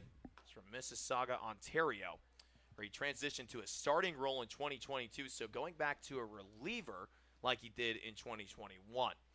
This past season with the Wolverines, 18 starts in 19 games, 5.44 ERA, and 92 2/3 innings pitched. 104 strikeouts to his name, allowing 40 walks. Not a bad line, Logan. Yeah, especially when you want to see, or what you don't want to see right now, is a lefty pitcher against this Falmouth lineup because they struggle against lefty pitching. O'Halloran does have 1 appearance this year, has 1 inning, 1 hit, 1 run. It was an unearned run, 3 strikeouts, and has that ERA at 0, just simply because unearned run. We saw that a while back when Anthony DeFabia had given up 3 runs, none of them being earned, still had a 0 ERA and in a losing record. And this is a guy, O'Halloran, who got his ERA ballooned from April 22nd up until the last game of the season for Michigan on June 6th. He only had 1 shutout from April 22nd until the end of the year, and even when he had good performances, the run support wasn't really there. His first start against Oklahoma, he gave up 2 earned runs and 3 hits in 4 2/3 innings pitched. He only got 1 run of 1 sport that day in the season opener. You said a lot of lefties in the lineup, but it starts with a righty, Andrew Pinckney, stepping up to the plate for his 2nd time tonight. Pinckney shows bunt, pulls it back, doesn't matter, strike 1. I mean, when you're desperate, you're desperate. You got to figure out a way. Yeah. Put some pressure. Sometimes all it takes is a bunt to get a base hit. Who will like it? No, not at all, but the Commodores will take it whatever way they can get it. 1-1 now on Pinckney, center fielder out of Alabama who spent a lot of his time there with the Crimson Tide, and Pinckney was someone who improved throughout the season. The 1-1. Swing and a miss, strike 2. Pinckney has been struggling on Cape Cod this season, though, leading the team in strikeouts. But with the Tide, started in 56 games out of 58 played, hitting .303 on the year. Hits the 1-2 over to the right side, foul. Look out. We'll do the 1-2 again. Hot shot coming through. That thing was onto the concourse out there. Gotta be by careful. the American flag. You know, kids bring their gloves to snag foul balls and stuff, but also got to protect mom and dad out there, too. 1-2. Fouled back. We'll do the 1-2 again. And this netting to protect us. Oh, thank goodness. Well, more we have more the so windows. the scouts. We have the windows. More so the scouts. Oh, absolutely. More so, I would give them credit, yeah. I mean, don't have too many here tonight, but there's always a good amount. 1-2 pitch. Chopper over the middle. Can someone pick it up? No, they can't. There's the first hit. Andrew Pinckney aboard with a single. Whoo! Hey, We we'll can take breathe it. now. And it's always been for any defense, whether it be our own or opposing teams, those choppers up the middle have been impossible for middle infielders to corral and fire over to first and actually have a play on it. I mean, that's a shortstop's ball right there. Patelli, if he had more of an angle on it, could have snagged it, thrown it on the run, and make it look so easy. So here's Drew Brutcher playing right field, comes out of South Florida. Looks at a breaking ball down the pipe, strike 1.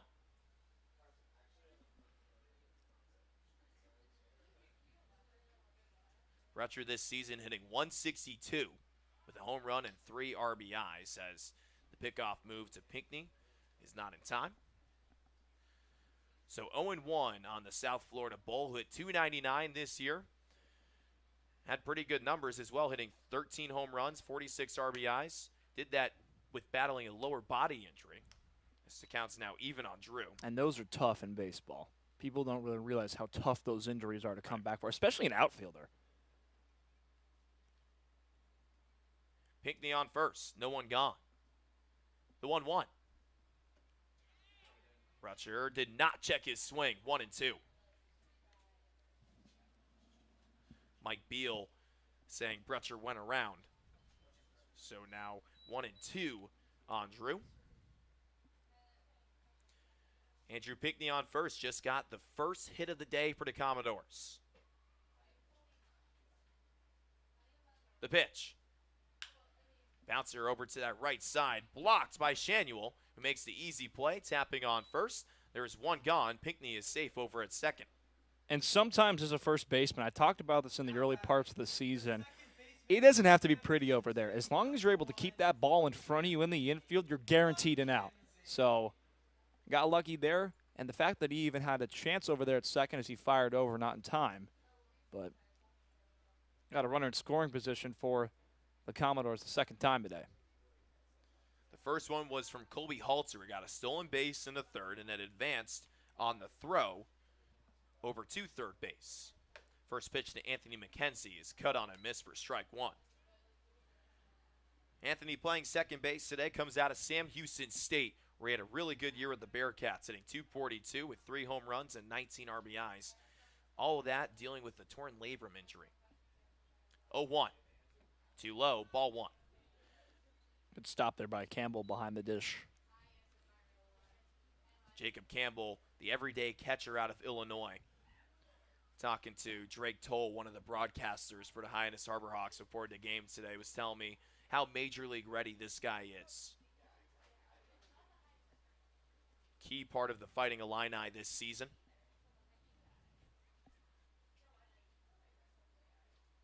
As the 1-1 comes into McKenzie. Hit over to the right side.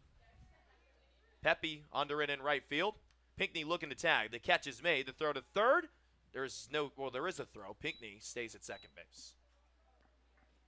Kind of a cumbersome play as the third baseman couldn't have that play there, but I believe that was the shortstop for the Hyannis Harbor Hawks, Patelli, that just lost his footing. As you say in hockey, lost his edge and just could not get that plant to make a nice pick there. Luckily, third baseman Jeb backing him up. Yeah, if Patelli was able to make that snag, he would have had a chance to sprint over and tag Pinckney over at second base, who was going to tag, but Pepe's arm a little too strong. So here's Luke Boyers. He went around, strike one. Falmouth still looking for that first run, trailing 1-0 to Hyannis. The Harbor Hawks got it in the top of the first. An RBI single from Jacob Campbell, who's behind the plate. A nub shot to the right side, and that is how the bottom of the fifth ends. So Falmouth leaves one stranded, and it's still a 1-0 game as we head into the top of the sixth.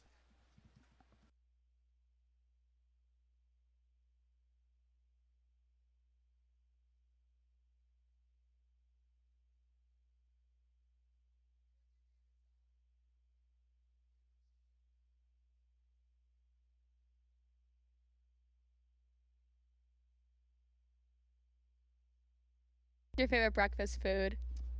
Oh, my favorite breakfast on the West Coast. I don't know if it's a thing back east, but Spam. Wheels or doors? I think wheels, honestly, because you use wheels like more than I feel like you would use doors, because if you're moving things around, more than likely it's on a wheel.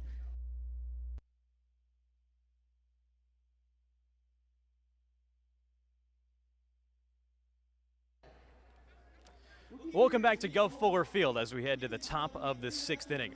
You can't talk about the Harbor Hawks this season without mentioning their second baseman, Riku Nishida, who has already made himself a fan favorite over in Hyannis thanks to his unusual batting rituals and hustling style of play.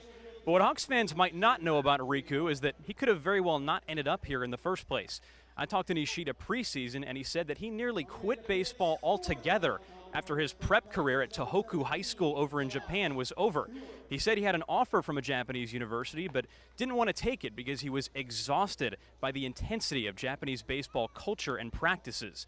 Instead, he made his way over to the United States, where he just finished up the second of 2 spectacular seasons at Mount Hood Community College. Nishida is going to be an Oregon Duck this spring thanks to his play, and he leads the Harbor Hawks in stolen bases right now. Guys? Carter, thanks so much. Riku Nishida, always a joy to watch. We may see him here in the top of the 6th, and it's going to be a new pitcher for the Commodores. It's Josh Stewart making his Commodore debut. Comes out of Texas Austin, where he had a 4.63 ERA with the Longhorns this season, starting in 1 game. Was a no decision, so the record 0-0. 11.2 innings pitched, 13 hits, 6 earned runs. Strikeout to walk ratio 13-8. Logan, another opportunity for a bullpen pitcher to show what he can do, especially Stewart, a guy that we're seeing for the first time tonight. And you look for a guy like this to have some serious juice with his pitches, because coming out of Texas, very, very fine program. See what he's able to do. Had the 4.63 ERA. 2022 season debut. First pitch to Nolan Shanuel finds the outer half for strike 1. Shanuel is 0 for 1 in 2 plate appearances tonight. Flew out to center in the second, walked in the third. 0-1. Breaking ball, bounced over to the right side, foul. Now 0-2 on the first baseman out of Florida Atlantic. Stewart pitched, played third base, shortstop, and first at St. Dominic Savio Catholic. That's where he went to high school. His father, Timothy, also a Texas Longhorn, graduated in 1995. And his cousin, Cole Stewart, went 4th overall to the Baltimore Orioles. He's still there today. 0-2 pitch, fouled back. Cromwell wishes he had that one. Boy, I could not believe just the outing. That was such a weird day when Texas A&M defeated Texas. Yeah. Shanuel down 0-2. Stewart looking to finish him off. High and away, ball 1. Shanuel had a great year at Florida Atlantic. Struggling a little bit this season. That's something you see a lot. 1-2. Too low, ball 2. Well, you got to be careful after going ahead in the count. Don't want to fall behind, as you're at risk of doing that, especially when you're ahead in an 0-2 fashion. Shanuel hitting .216 this season with no home runs and 2 RBIs. 2-2 pitch. Breaking ball hit well out to right center field. Pinckney moving to his left.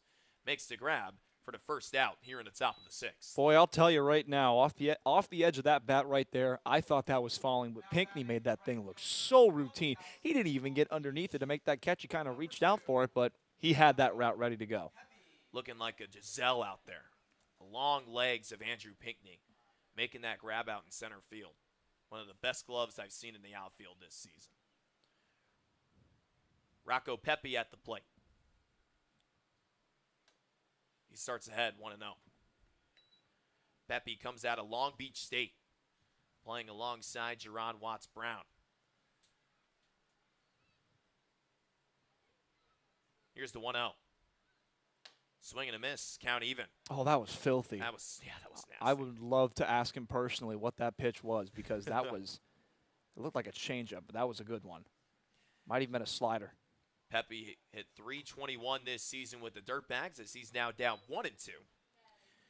It's a Big West honorable mention this season with his 5 home runs and 30 RBIs. 1-2 comes in. Misses low and away. Cromwell couldn't corral it. It's now 2-2. Pepe was the first man that Cam Manassi faced. It's now Josh Stewart's turn. As the 2-2 comes in, breaking ball misses high, count full. Well, he's working these counts here. Got to be careful. Saw Pepe work a full count in the top of the 2nd. He walked in that plate appearance. Let's see what he does here. The payoff. Fastball hit out to center field. Pinckney going back, has a beat on it, and makes the grab all the way back there in the Falmouth triangle. There's 2 gone here in the 6th. You know what the dugout says when those balls are hit like that and Pinckney's taking those routes? They scream, "We got a guy." They got a guy out there who has been that vacuum out there. Talked about it in the open, how important his play has been defensively. Here's Dom Patelli. He's playing shortstop today for the Harbor Hawks, hitting 152 this season. 1 home run, 4 RBIs as he looks at ball 1 outside. Struck out 10 times this season. That's tied for 3rd on Hyannis this year. Stewart with his sign, kicks and fires. Breaking ball misses low, now 2-0. Patelli is 0 for 2 today. He struck out in the 4th, reached base via an E6 in the 2nd. 2-0. Fastball ripped out to right center field. Can Pinckney get to this one? No, he can't. A diving effort, but it gets behind him. The throw over to second is not in time. So finally, the Harbor Hawks beat Pinckney out there in the outfield. And Dom Patelli has himself a diving double with 2 gone here in the top of the 6th. Boy, they beat him by about a game of inches right there. I mean, we've seen it before. I had to hold my breath because I really thought he would make that catch. Give credit to Drew Brutcher for being right behind him, backing him up, and making that throw into second base contested. And also got to give credit to Patelli for keeping his body on the bag. As Mooney, give credit to him for keeping the tag on him the whole time. A lot of credit being thrown around. That's exactly what you got to do if you're Brutcher. Smart play by Pinckney, charging that ball. Brutcher backing it up. And also Patelli keeping his head on a swivel as Nishida grounds it over the middle. Mooney has it, and the throw is there in time. So Hyannis strands 1, and that's how the top of the 6th ends. Falmouth still looking for that first run, trailing 1-0.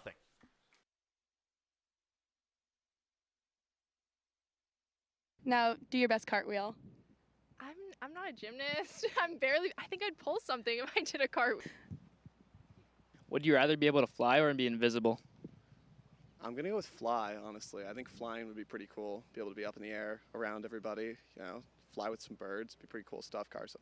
Okay, Anders, now do your best and favorite dance move. And the rocket's red glare, the bombs bursting in air.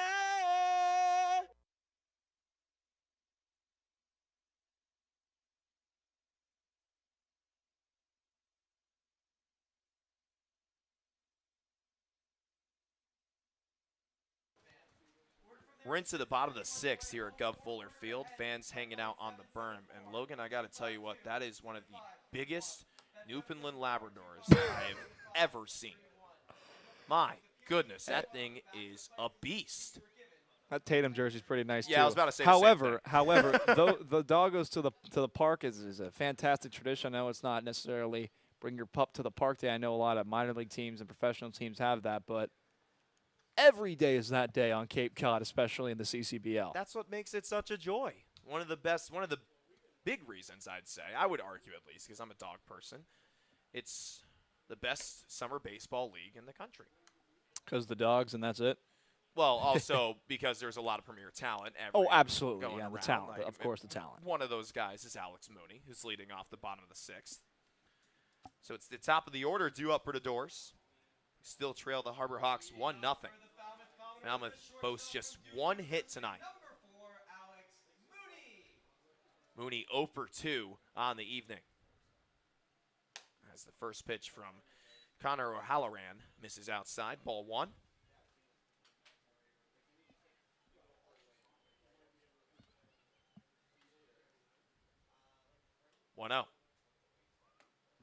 At the knees, strike 1. Mooney is a guy who loves to hit leadoff. Shortstop is his favorite position. He's enjoyed his time at Duke. Made the ACC All-Freshman team. Had a great year with the Blue Devils.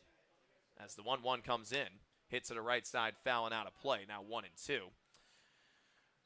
Mooney starting in all 54 games, hitting .292 with 3 home runs and 30 RBIs. He was ranked the top player in Michigan, comes out of Rochester Mills. As the 1-2 comes in. Inside, ball 2. He also has a birthday coming up on July 6th. So a week from today, Alex Mooney will be 20 years old. Right, YD that day? They're here. They're here that day, 2-2. Fouled back. We'll do it again. Oh, look Nice at that play. Joe Mauer, who? Oh, he was Campbell was looking at that ball. Yeah, I know, but still, that's a great pickup. Fantastic. Talking about that backstop again. Yeah. Could be your best friend, but could also be your worst enemy. 2-2 pitch. Bounced over to the left side, another one foul. This is something about Alex Mooney, Logan. He fights off every pitch. We've talked about how he's always a tough out on the base paths. He's a tough out at the plate, too. That's why he's hitting leadoff. 2-2 pitch. Outside, full count. Fine at bat here. 6 pitches now. O'Halloran on for his second inning of work for the Harbor Hawks. How about the transition? Ooh. That was smooth. Time is called as O'Halloran didn't get a good pitch from Campbell. When he steps back in. See, he waits for the payoff. Swing and a miss, strike 3. That's O'Halloran's first strikeout on the evening. There's one gone here in the bottom of the 6th. And he had to work for that thing. Yeah, he did. Had to win that 7-pitch at bat. Got a little pitch that went over from the lefty batter's box down and into the right-handed batter's box. Twisted him up. Like a little slider right there from the lefty. Here's Josiah Cromwick as he bows the first pitch back. One of the newest Commodores on the block. So we have Josh Stewart on the mound, and we have Cromwick at the plate, who's 0 for 2 tonight. Grounded out to short in his first at-bat, and in his second went down looking to lead off the bottom of the 4th. O'Halloran with the 0-1. Finds the outer half. No, it doesn't. 1-1. We've been seeing that pitch be called a strike on the other side of the plate by David Perry. This time, not the case. So 1-1 on the Oregon Duck, who had 266 this season over in Eugene. It's now 2-1. Was a part of that game. What was the score? Was it like 29-26 to UCLA? Or that was Oregon State. That was Oregon State. That was Oregon State. That was the Beavers. That's right. It was a walk-off where it was 28-26. Yeah. I beg your pardon. I believe it was 30-28. 3-1. Either way, there were a lot of runs scored, and it wasn't the team from Eugene. It was the team from Corvallis. I was watching that game live at a volleyball tournament. Crazy, crazy atmosphere with UCLA fans. Unreal. That's ball 4 to Cromwick. So he has himself his first plate appearance. Or no, not first plate appearance. His first time getting on base. That's what we're looking for. And it's the first walk issued by O'Halloran. And yeah, you know, the volleyball atmosphere in Los Angeles, they're all UCLA. Yep. They love UCLA. You got some Stanford people, but that's where they go. And that environment was just insane. It was also the same day Game 7 was for the Eastern Conference Finals. Was that beach volleyball? Oh, no. This was, as the pitch misses low, that was the that was just one of my family members' volleyball matches. Oh, okay. Because I know beach volleyball is good out there, too. Oh, yeah. Here's Colby Holzer. He's pretty good, too. He's pretty good.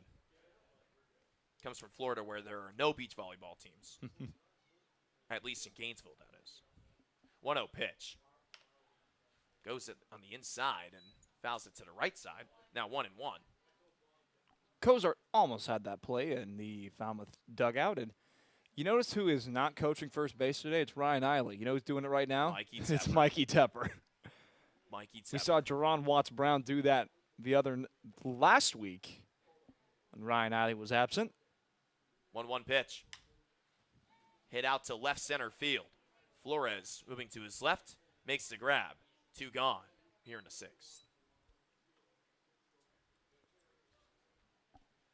So now Jacob Walsh comes up to the plate, looking to bring his fellow Oregon Duck around. Falmouth still looking for its first run. Only 1 hit tonight. Came off the bat of Andrew Pinckney. Just trying to get out of a slump that he's been in, a Cape slump. There's that Newfoundland Labrador again. He just missed it. Just missed it. That thing is huge. First pitch to Walsh. Down the pipe, strike 1. Walsh not happy with that, thought that pitch was up. Normally, you don't see him unhappy. Every time I see Jacob Walsh, he always has a smile on his face. Really good dude. Always a joy to talk to, whether it's at the park or I see him out and about downtown Falmouth. It's now 0-2 on Walsh. Really strong guy, too. 6'6", 220 pounds. Someone that made a lot of impact for the Ducks this season at first base. 0-2 pitch. Swing and a miss, strike 3. So Falmouth strands another for the third straight inning. And it's still trailing 1-0 as we head into the top of the 7th.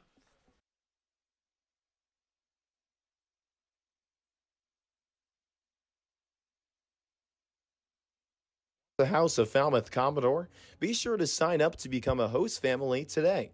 Hosting a Cape League player can be very rewarding. Players connect and bond with the families, often forming lifelong relationships.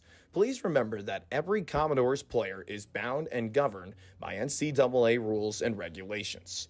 In order to maintain their collegiate athletic ability, host families receive a weekly allowance from the Falmouth Commodores to help cover player expenses. Host families are not required to provide transportation to players. The Falmouth Commodores are very grateful to the wonderful families that host our players each and every year. If you are interested in hosting a Falmouth Commodores player for the summer, contact our housing coordinator, Lisa Smuda, at lisatz143@comcast.net.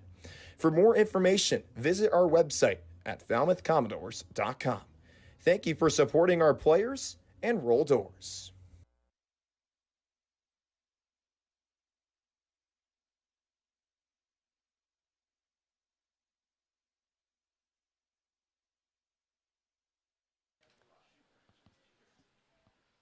Welcome back to Gov Fuller Field, along with Carter Bainbridge and Teray Redfield. Logan Sanfarenko with you the rest of the way.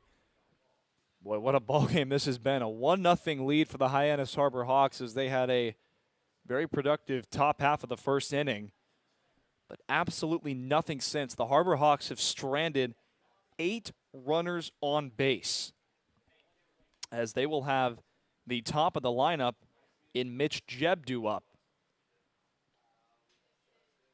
Quick little score update. The Bourne Braves and the Wareham Gatemen are trailing in their contest right now, and if those results hold up and the Doors are able to pull this one out of their back pocket, be a 3-way tie for third place in the Western Division, and that's just how this Western Division has been going. Shows bunt, that's in there for strike 1. Just tells you how more crucial these games are. You know, July 4th is the midway point of the season. You want to head into that midway point strong, going into that July 5th off day, realizing, hey, we got a chance to make the offs this year. 0-1 is cut on and missed, 0-2. On to work for his second full inning is Josh Stewart. Faced 4 batters back in the top of the 6th inning. A pair of flyouts, a ground out, and he yielded a double to Dom Patelli. On to 0-2 pitch. He misses upstairs, 1-2. So good to see all the – sorry to cut you off there. It's so good to see the guys who are in the College World Series come here and try and make an impact on this team. Josh Stewart, one of them. Longhorns getting in after taking down ECU in Greenville, and now he's here. 1-2 is grounded right side to Walsh.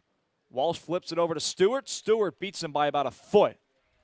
And it's a 3-1 putout.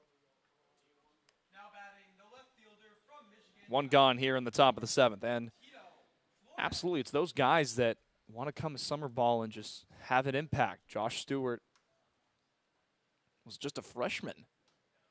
Still very young in his collegiate career. So that's going to bring up Tito Flores as the Doors trail the Harbor Hawks 1-0. Hyannis 1 run on 4 hits. Doors no runs on just 1 hit. First pitch to Flores, 1 hops the plate. Flores 0 for 3, a strikeout back in the first, reached on an error back in the third, grounded out in the 5th. On a 1-0 pitch, Tito Flores Grounds this one left side. Tough play for Mooney. Jumping throw over to first, and it gets away from Walsh. No advancement by Flores. And that's going to be an infield single for Tito Flores. Great effort there, my Mooney.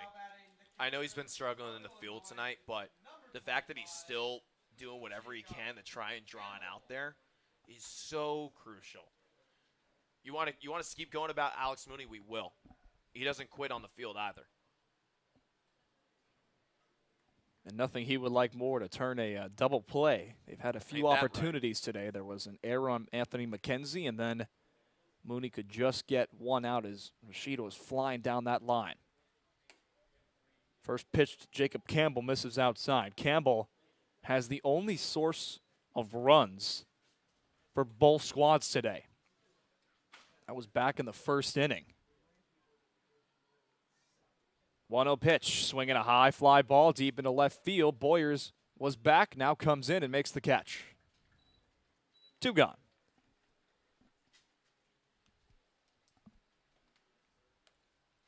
The Doors trying to retire at least this kind of batter when it comes to Cole McConnell. He's at .333 this year. Great bat, top 5 in the Cape League. He's also struck out twice today looking. Had to. Trying to get him to do it again. Pickoff play over to first. 7 combined strikeouts for the Hyannis offense. 8 total strikeouts for the Falmouth offense combined. And the ball skippers away from the bullpen.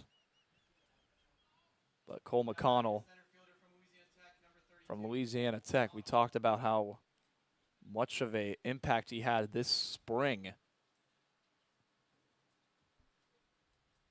First pitch to him. Right down the strike zone for strike number 1. That ball tails away, too. Natural cut fastball from Stewart. Using it to his advantage here. Got to find another out. On a 0-1 pitch, McConnell takes strike 2. Stewart trying to get 2 clean innings of runs, that is. Falmouth Commodores have Jake Peppers warming up in that bullpen.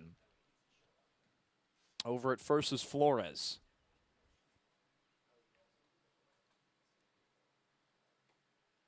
The 0-2. He got him swinging. First strikeout from Stewart. As we go to the bottom of the 7th inning, Falmouth still trailing Hyannis 1-0. Fans, thanks for joining us and cheering on your Falmouth Commodores. Want to take a break from the action? Come make a visit to the merchandise booth. Check us out behind home plate. We have a bunch of new designs for you to purchase, from hats to shirts, jerseys, crew necks, wine glasses, and even baby bibs. You think of it, we probably have it. From youth sizes to even adult double XLs. We have everything you need for family and friends. Be sure to come say hello and get a piece of Falmouth merch. Make a trip before we close up shop in the 9th inning. See you soon, and roll Doors.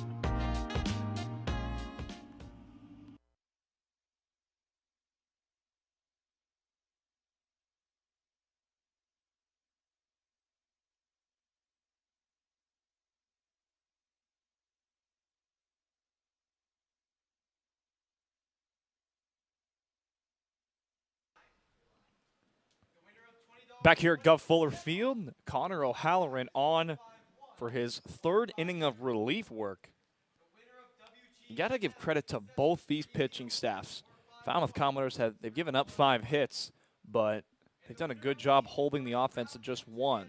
The Hawks stranded another one, stranding 9 in total. But then on the other side, Hyannis has limited Falmouth to just 1 hit. Yeah, I mean, you'll take what you can get. that's not a bad trade-off.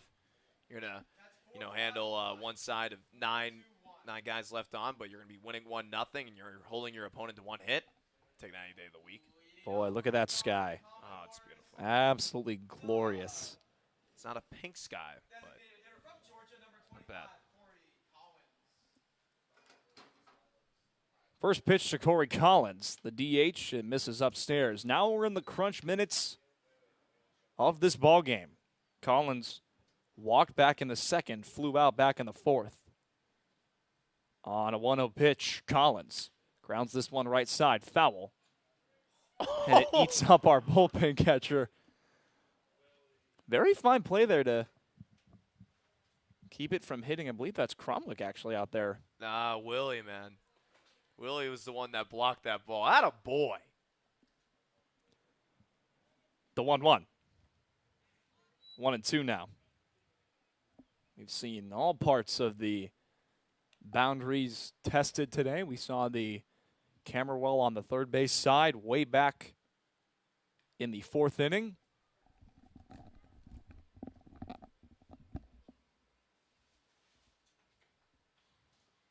One-two pitch. And he goes down swinging. One gone here in the bottom of the seventh inning. So the Falmouth Commodores taking away these last 3 days of offense have 5 combined runs between up to right now, last night in Wareham, and the entire doubleheader at YD. Pinckney takes ball 1 outside. Falmouth Commodores underway right now. They take on the Bourne Braves tomorrow. 1-0 misses outside, 2-0. Better get my notes ready for that team because we have yet to face them, but Bourne Braves. Those Bourne guys, they've been having a fun time. 2-0 is lifted deep in the air to center field. McConnell still moving back. It is gone! Andrew Pinckney ties the game at 1. Boy, that thing just kept on going. That is so good to see. I mean, that is, oh man, that knowing how much he's struggled. You know, we talked about adjusting on the field, but I really think he's starting to adjust with the bat. Andrew Pinckney getting it done as he goes down the Falmouth Tunnel, something the Commodores do every home run. Oh, it's just such a good sight to see. Now, Pinckney has the only 2 hits today. You could put Guest and then on the bottom, Pinckney instead of home, and it'd still be a 1-1 game. Brutcher takes ball 1 inside, and we have a brand new ball game as the Falmouth Commodores tie it up here in the bottom of the 7th against the Hyannis Harbor Hawks. 1-0 is driven in the air to left, down for a base hit. Here come the bats. Drew Brutcher reaches with 1 out. And how about the ability to go the other way? How about it? And we're going to see a quick mound visit, and that could be it for O'Halloran. Looking down to that Hyannis bullpen. And that indeed will be it. O'Halloran, very fine work, but Andrew Pinckney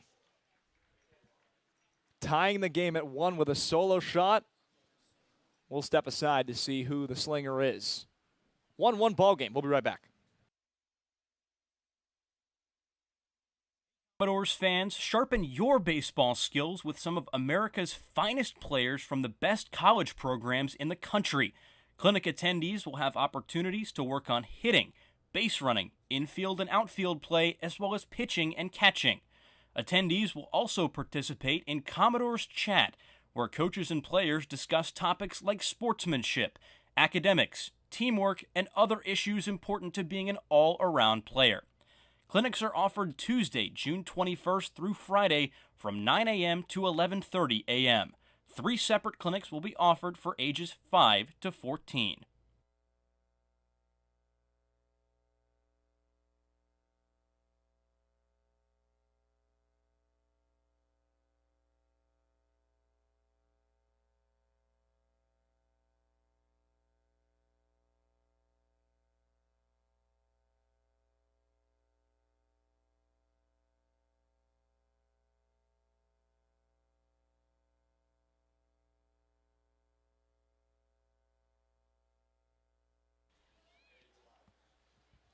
Welcome back to Gov Fuller Field in a brand new ball game, and we talked about it in the open how a one-run lead is only going to last you so long, especially last night when the Wareham Gatemen were able to have a 5 spot and win the game 6-4.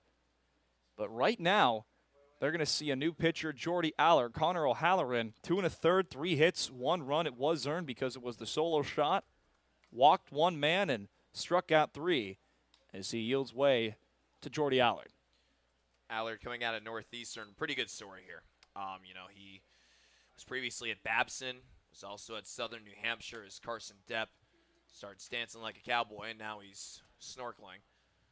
That kid's a fool. But he went 7-0 with a .91 ERA over at Babson, recording 5 strikeouts, allowing just 2 walks in 49.2 innings of work. Goes over to Northeastern and makes a great impact. CAA honorable mention there with the Huskies, a team that was a hit by pitch away from making it to the NCAA baseball tournament.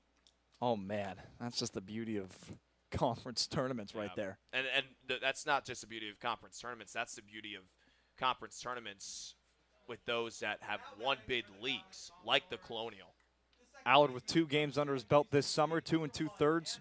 He's allowed just 1 hit, struck out 1. 1-0 record, and McKenzie, who was going to bat righty, now goes into the left-handed batter's box because he wants that righty-on-lefty matchup. First pitch to McKenzie is not going to be made as they try to get Brutcher over at first. Brutcher did score late in the game yesterday as Jacob Kozar brought him around on a 2-run single. Riku Nishida actually practicing as if he were to turn a double play, just in case. McKenzie lifts this one foul out of play. McKenzie, character. He really is. He really is. McKenzie struck out on 3 pitches back in the 3rd. Flew out on 3 pitches back in the 5th to the right fielder, Rocco Pepe. Brutcher over at first, and they try again. The throw doesn't really have that much on it back over there to first base, but that motion from Allard is very, very quick and has a lot of force there. A lot of oomph. On a 0-1 pitch, McKenzie takes a big hack at that one and comes up empty, 0-2. Allard, as we mentioned, this summer in 2 2/3 has just yielded 1 base runner via a base hit.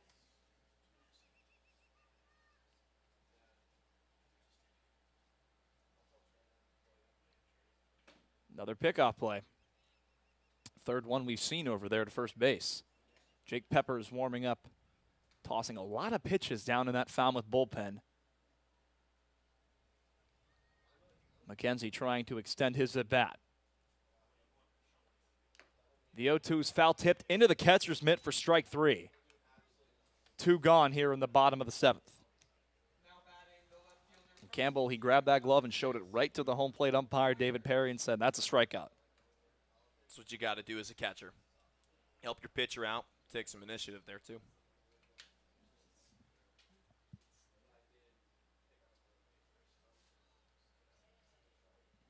First pitch to Boyers is cut on and missed strike 1. Boyers struck out back in the 3rd and grounded out back in the 5th.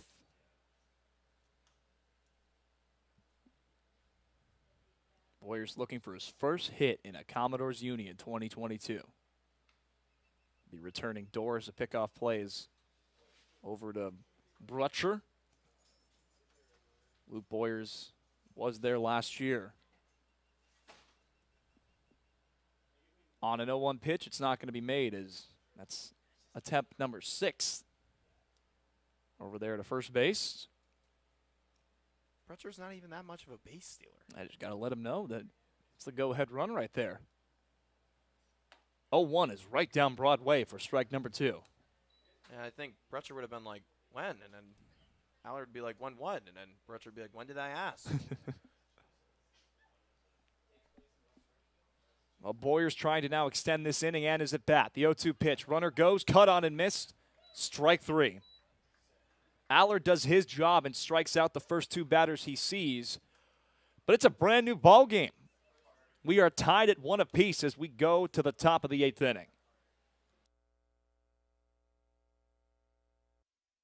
do your best cartwheel. I'm not a gymnast. I think I'd pull something if I did a cartwheel. Would you rather be able to fly or be invisible? I'm going to go with fly, honestly. I think flying would be pretty cool. Be able to be up in the air around everybody, fly with some birds. Be pretty cool stuff, Carson. Okay, Anders, now do your best and favorite dance move. And the rocket's red glare, the bombs bursting in air.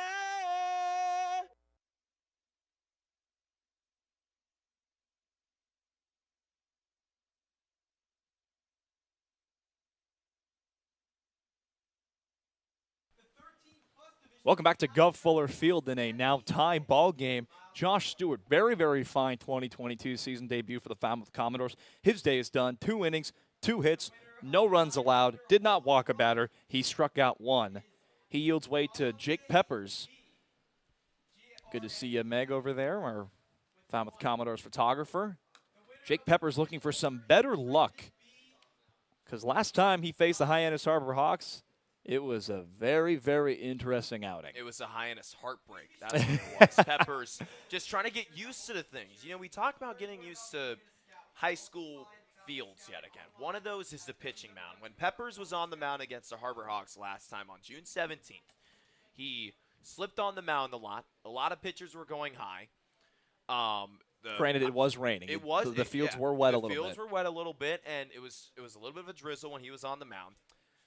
It's a little bit rattled, too. The stolen bases were going around for the Harbor Hawks. Peppers also balked, and then that wild pitch came over the head of Cozart, and it stayed in the backstop, and that was how the game ended. Peppers with 4 appearances on the summer, 5 2/3 of work, 1 hit allowed, 1 run, and that it was an earned run. 3 walks, 6 Ks, 0-1 on the year, and that was that last Harbor Hawks game.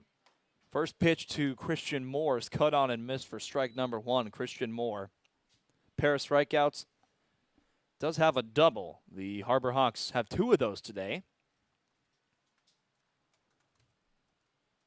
The 0-1 misses outside. Peppers wanted that one. 1-1 the count. Especially when it comes to late stages of the game, you want to make sure you're on top in the counts. On a 1-1 pitch, Christian Moore takes ball 2 high and tight, 94 from the gun. We've yet to see a pinch hitter for either side. The 2-1. Did he check his swing? That's a strike either way. 2-2 the count.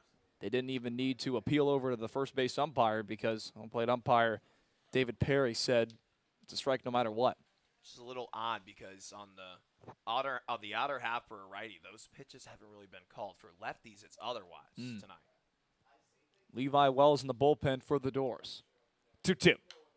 Spoiled foul out of play. We'll do it again. Great discipline there from Moore, too. He knew that was strike 3 because he realized, hey, that pitch was just called on me. I got to put bat to ball here somehow in some way, and he did just that. 5-pitch at bat here. 2-2 again. Grounded left side, foul. And we keep rolling. Shanuel waits on deck. The Harbor Hawks first baseman. Right now it's the big DH from Texas. On a 2-2 pitch, Moore looks at ball 3. And the count is run full. 7 pitches in this at bat already. Peppers trying to win the battle against the leadoff man. On a payoff pitch, Moore draws ball 4. So Moore wins the battle. And that's going to bring up Shanuel. Heading into this inning, the Harbor Hawks have left 9 runners on base. And the Falmouth pitching staff will look to extend that to 10, perhaps more. No pun intended with Christian Moore over at first to keep this rolling. Shanuel, who has a pair of flyouts to Pinckney and a walk, steps in. Rips that one down the right field line. That's a fair ball as it gets right on the chalk. Moore is given the wave coming into home. The throw is nowhere near him, and the Harbor Hawks have taken the lead on a triple.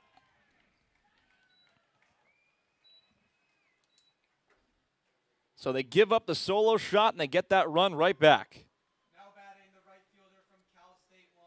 Perfectly placed. That was right on the line. That was right on the chalk. The line in right field. And now you got another insurance run 90 feet away. Infield in as Rocco Pepe steps up. First pitch to him. He takes a big hack there on a breaking ball, 0-1. You got to give credit, and all starts with that Christian Moore leadoff at bat. 0-1's in there for strike number 2. Trying to make sure the ball does not leave the infield, because anything in the outfield gives the Harbor Hawks some insurance. 0-2. He chased. Throw over to first is in time as it wasn't clean, but there's one gone. Yeah, Cromwell thought he applied a tag, but that wasn't the case. And then that makes you think, okay, I got to make this throw 1, but 2, I got to get back to the plate quickly. Because Shanuel could come home in one blink of an eye. Something really important to look out here, Logan. You see on your screen right now, you see the infielders in on the grass. That outfield's pretty far back, too. All you got to do if you're Don Patelli here is just hit a bloop single, and that gives you a 3-1 lead. Pitch nearly got away from Cromwick. 1-0 the count. Patelli reached on an error back in the second. Struck out in the fourth and had an extra base hit in the sixth that was a double into the gap. 2-0 the count now. The Doors trying to just limit it to 1 run, as they'll have the top of the order due up in the bottom of the 8th. 2-1 now. And sometimes you think, do you walk the guy? No, you can't, because if you walk Patelli, put runners at the corners, then Nishida comes up to the plate. You could turn a double play ball, but it's really hard on Nishida, one of the fastest guys in the league. 2-1 misses outside and counts at 3-1. That could be a possibility. Not necessarily going to be an intentional walk per se, but it could be a walk right here. Big pitch from Peppers. He indeed does just that.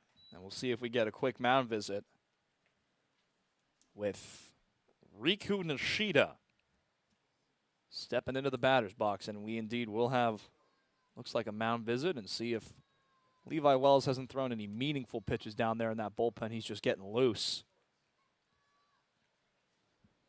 So it was a run-scoring triple from Nolan Shanuel that gave Hyannis the lead after Andrew Pinckney tied this ball game in the bottom of the 7th inning. And you wonder, with the possibilities of Nishida up to the batter's box, if he does a suicide squeeze with how fast he is. Don't be surprised. Don't be surprised. That's what he's talking about over there, over on the first base side, because he has the opportunity to. Nishida is a guy who can bunt very, very well. Wiping the home plate bag himself with his batting glove. Hey, just a reminder, the Falmouth Commodores are back home tomorrow against the Braves. Friday, they're at home against the Brewster Whitecaps, the defending champs. Saturday, the Doors travel to Durand Park to take on the Bourne Braves again. And then for the first of 2 back-to-back games against the Catuit Kettleers, one at home on Sunday and one at Lowell Park on 4th of July. For the last couple of games of this 7-game work week.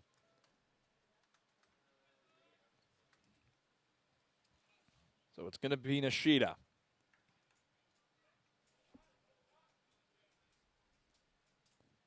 We'll see if they indeed do lay down that suicide squeeze. As you can look right now on the infield, they're not even looking at double play depth.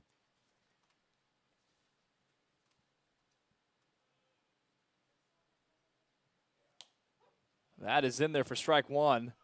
And the Harbor Hawks dugout letting the home plate umpire hear that one. There's that outside strike zone again. I'll just leave it at this. That's not a strike.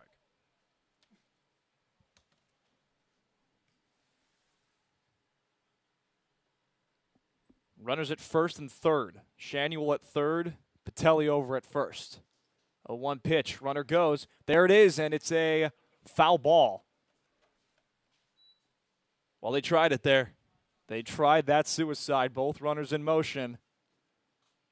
If that ball's in play, that run scores. Yeah, but it was a smart play by Cromwell. Sometimes you see the ball come back into Barra territory. When it went foul, Cromwell immediately picks it up. That's exactly what you're supposed to do as a catcher when the suicide squeeze is applied. But here he goes again. Now check out this routine with 2 strikes. We have not seen it yet today. He does this with his stance with 2 strikes. On a 2-strike pitch, Nishida. Runner goes. That pitch is spoiled, foul out of play. We'll do it again. Well, it's a thing of beauty, though, isn't it? And we'll see if he does. I'm not sure if he does it again on a pitch he fouls off. But this kid is something. He's getting the attention from major league teams. Going to be a Duck this summer.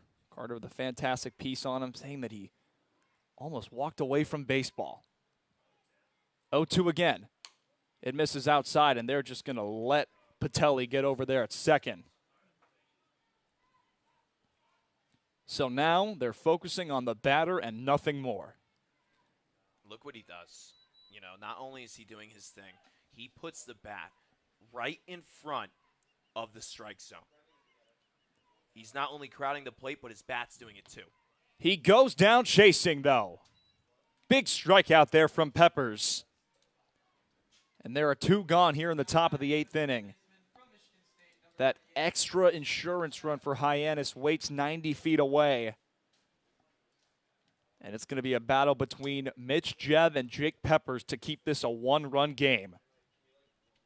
Jebb, who is 1 for 4 on the day, led this game off with a single. Take ball 1 as it 1-hops the plate. And that single was back in the first, fly out in the second, ground out in the fourth. I beg your pardon, 1 for 3.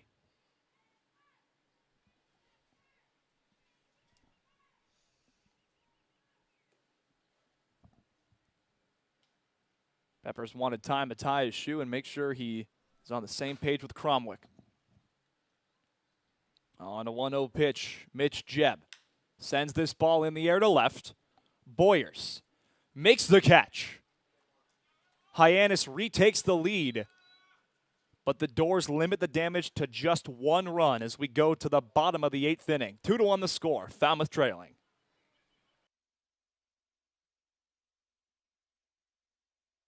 What are you most looking forward to this season?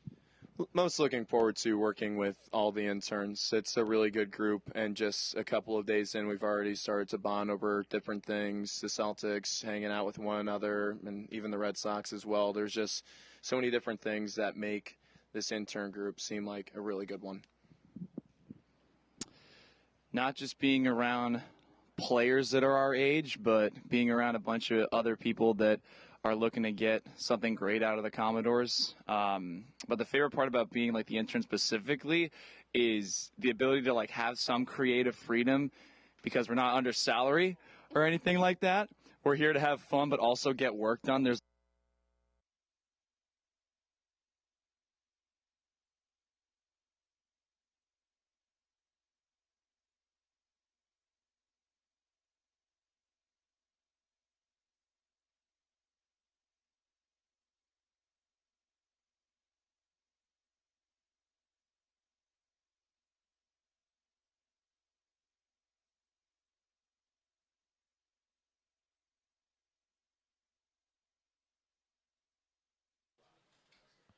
Back here at Gov Fuller Field, Hyannis has retaken the lead. But a very fine outing from Jake Peppers to get out of that jam. And who better than Alex Mooney? Top of the lineup right here for the Doors as they look to break through. 2-1 the score here in the bottom of the 8th inning. First pitch to Mooney sent in the air to left. Flores makes the catch on a dive. And there's one gone.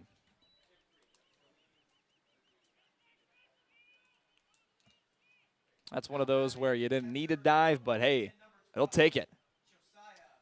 Yeah, and the offense always hates those outs too, because not only is the offense losing, but the offense is upset when they're losing. And when there's a play made like that, you're like, really, dude? Did you really have to do that? Here is Josiah Cromwick. He looks at strike one.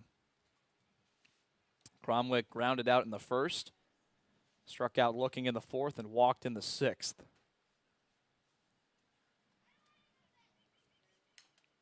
Nothing in two now. On deck is Halter, who hit the first Falmouth Commodores home run of the 2022 season against Hyannis. The last time these two clubs squared off on June 17th. 0-2. Swing and a miss. He struck him out. Third strikeout for Allard out of the bullpen. And it comes on 3 pitches.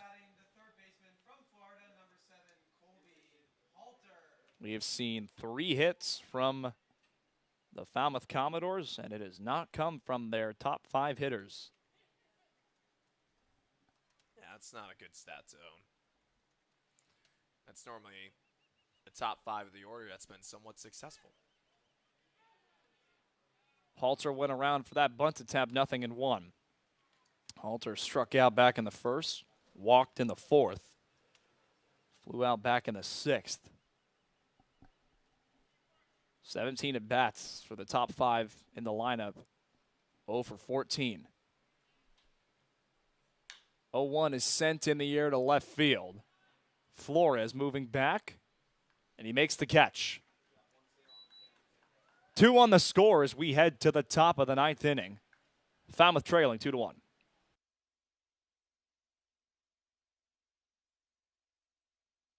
Level of, or balance of work and fun, but we don't get carried away with it. And I think that's the perfect part about being an intern.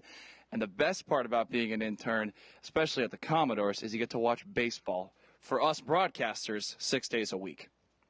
Looking forward to the most with the Commodores is just the chance to work with some really talented people, whether that be on the broadcast team or any other interns.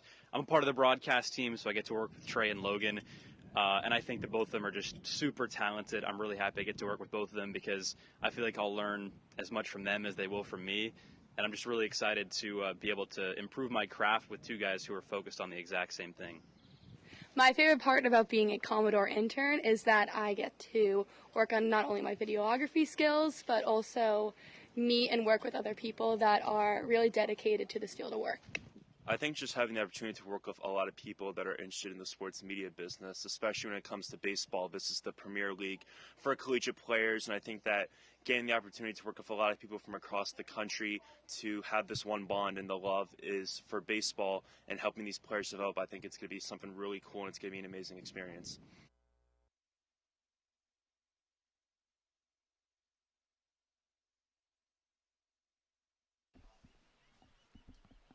Welcome back to Gov Fuller Field. The Falmouth Commodores trail the Hyannis Harbor Hawks 2-1 as Jake Peppers is on for his 2nd inning of work. Hyannis took the lead back in the top of the 8th inning. And we're going to see Tito Flores lead things off. And if you're Jake Peppers, you want yourself a very, very fine and quick inning. Yeah, and he needs it. They need it. They, meaning the Commodores, because the bats have been silent all night. Knowing how silent they've been, you want to keep the damage at a minimum and keep this a 2-1 game going into the bottom of the 9th. Swing and a miss for strike number 1. Flores 1 for 4 on the day. He singled back in the 7th.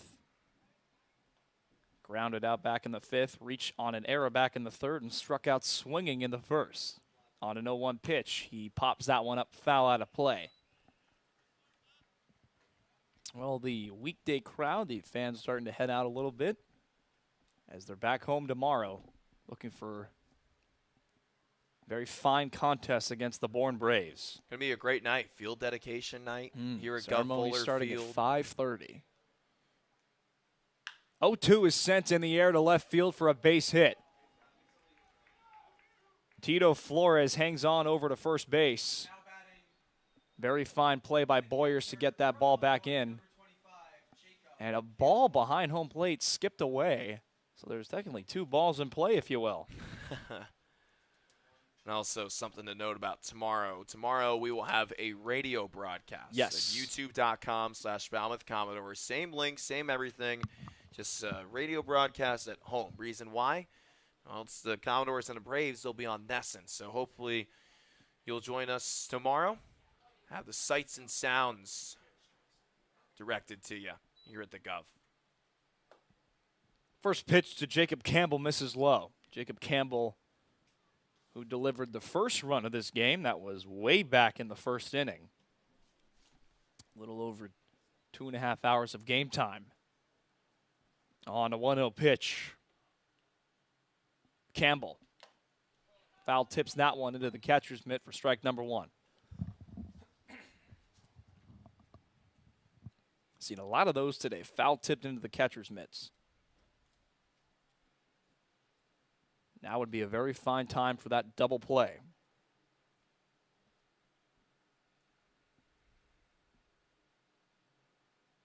The 1-1. High and tight, 2-1. Nice long, lengthy delivery there from Peppers. And Peppers is trying to just limit it. Gave up a couple of knocks, but give credit to the top of the 8th inning for keeping it to just 1. Trying to leave Flores over at first. 2-1. Flores tried to take off, but retrieved over to first base. And the count's now 3-1. Try to get that read ball dirt is what they call it. And the last thing you want is runners at first and second with nobody out.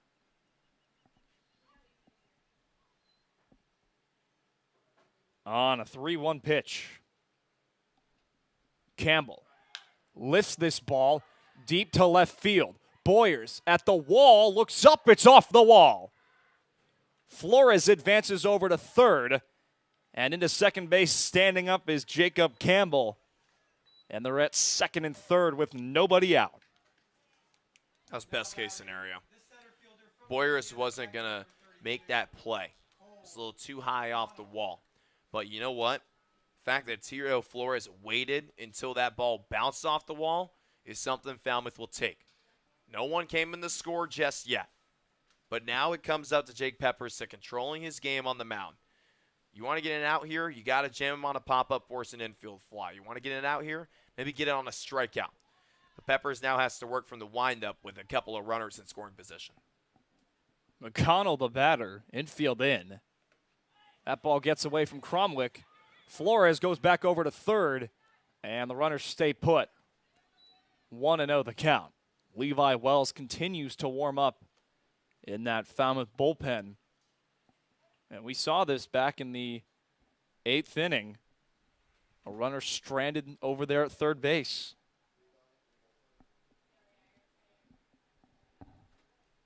$11 runners stranded for the Harbor Hawks. On a 1-0 pitch, McConnell takes ball 2 outside. Peppers has had some fine stuff this summer, but against Hyannis, it's been some weird outings. Flores at third, Campbell at second. The 2-0 is grounded foul. 2-1. The doors in the bottom of the 9th inning will have Walsh, Collins, and Pinckney due up. Hyannis with 8 hits. Falmouth with 3. On a 2-1 pitch, McConnell Takes ball 3 outside. And now you got the hitter's count, so you got to be careful.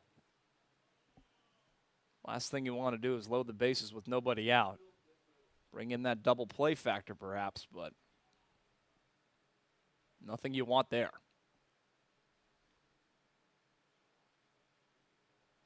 The 3-1. He walked him. So a single, a double, and a walk here in the top of the 9th inning, and we'll see if they elect to bring Levi Wells up out of that bullpen. He's still throwing down there. Now batting the designated hitter from Tennessee, number 19, Christian Moore. But now here is the DH, Christian Moore. Very fine at bat back in the 8th inning, and he walked, and he scored on the go-ahead triple. Takes ball 1 low. And Cromwick wants to go talk to his pitcher, Peppers. The last thing you want to do is walk in a run. Unless I'm mistaken, there was a triple play turned by Orleans the other day. Was there actually? I believe there was. Field reporter Kevin McNulty did a hit about it. I don't quote me on it. It might not have been recent, but I think it happened either yesterday or Sunday. But right now, that's a stretch of possibilities. 1-0 misses outside, 2-0. Yeah, there was a call made down to the bullpen. I think this is Pepper's last batter. Flores over at third, Campbell at second, McConnell at first. On a 2-0 pitch, Christian Moore draws ball 3. And it's getting a little troublesome right here because another ball gives Hyannis an insurance run. With Shanuel, who hit the go-ahead triple, on deck.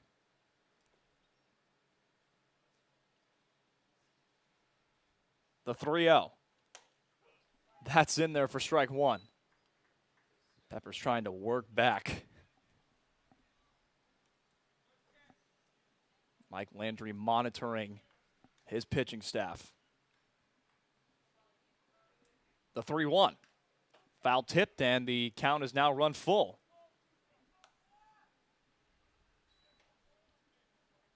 And Christian Moore asking if that ball was down.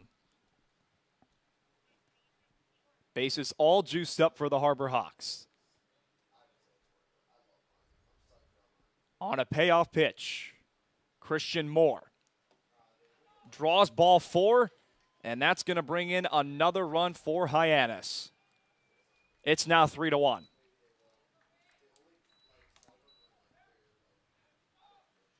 And we'll see if that's it for Peppers, because the bases are loaded with nobody out, and this game could get real ugly here.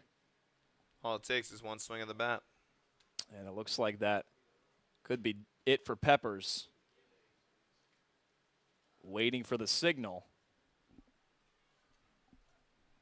Normally with Falmouth, it's the other pitcher comes in and the pitcher on the mound gives the guy who was in the bullpen the ball. Well, they're not grabbing the ball right away.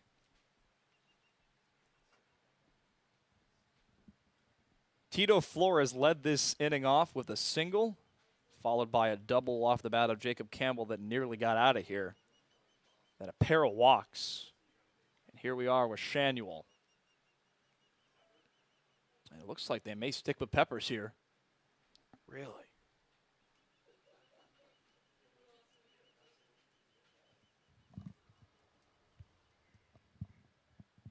Levi Wells has been tossing in that bullpen since basically the 7th inning. But they want Peppers. The righty from Jacksonville State. Now batting the first baseman from FAU. So Nolan Shanuel, who delivered the lead back to Hyannis Harbor Hawks, steps into the batter's box with the bases loaded and nobody out. Campbell at third, McConnell at second, Moore over at first. First pitch is belted high and deep to right field. Brutcher makes the catch. Tagging and scoring is Jacob Campbell. And it's now 4-1 Hyannis.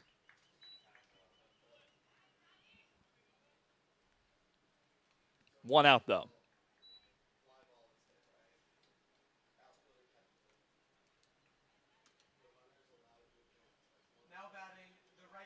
So now over there at third is Campbell.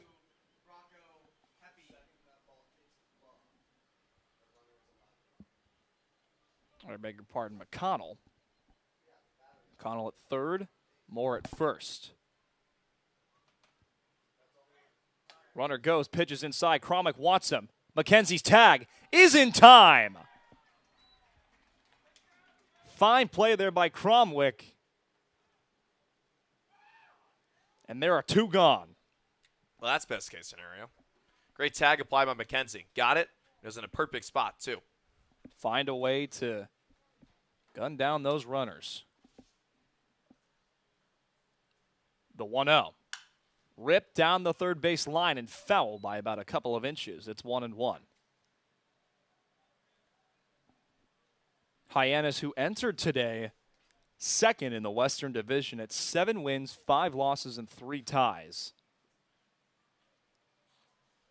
Looking to walk away with another victory here as they've had some nice command in these late parts of the game. 1 run in the top of the 8th, 2 runs in the 9th, but the Doors have different ideas in the bottom of the inning.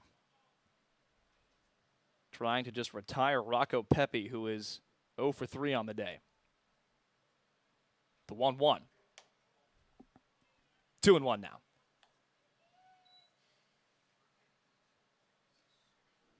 So the only runner is McConnell over at third.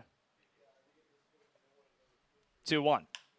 Little jam shot into center field for a base hit. It's now 5-1 on an RBI single from Rocco Pepe. Just like how it was last night for the Harbor Hawks and Bourne. Late innings, late inning eruptions.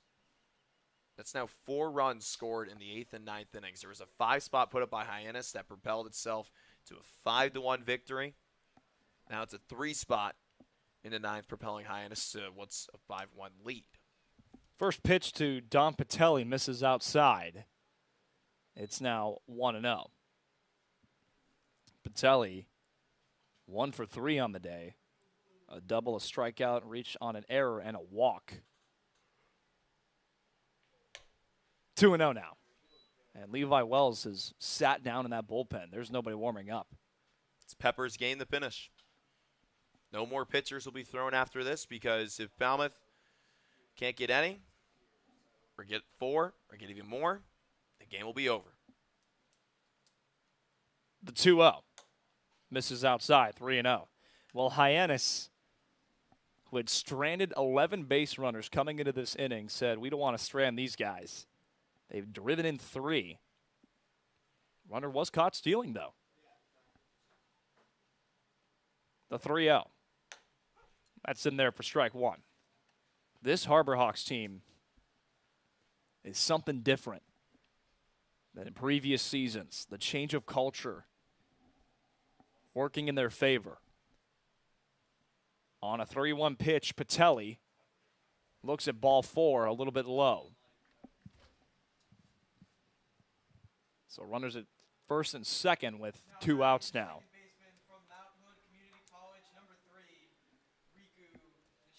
So now here is Nishida. He represents the 7th batter in this top of the 9th inning. Nishida, who was retired via way of the K the last time he was up, will try and get even more oomph in this inning. First pitch he sees is in there for strike 1.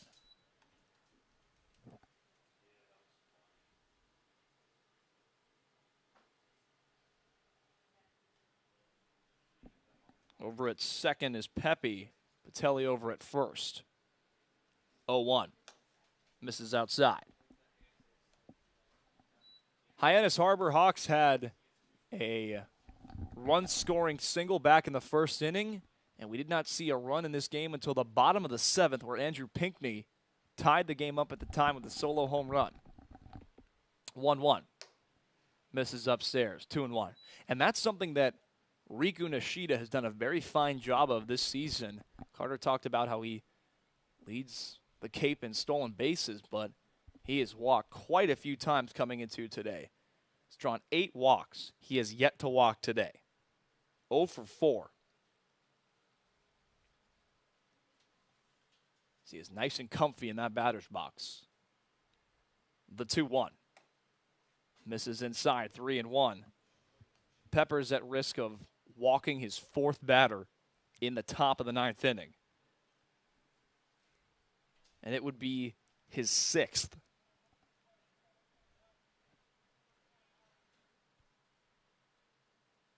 The 3-1. Full count now as that pitch is spoiled foul. The door is just trying to get this thing to the bottom of the inning. Trying to close the door. Yeah. It may not be the result they're liking.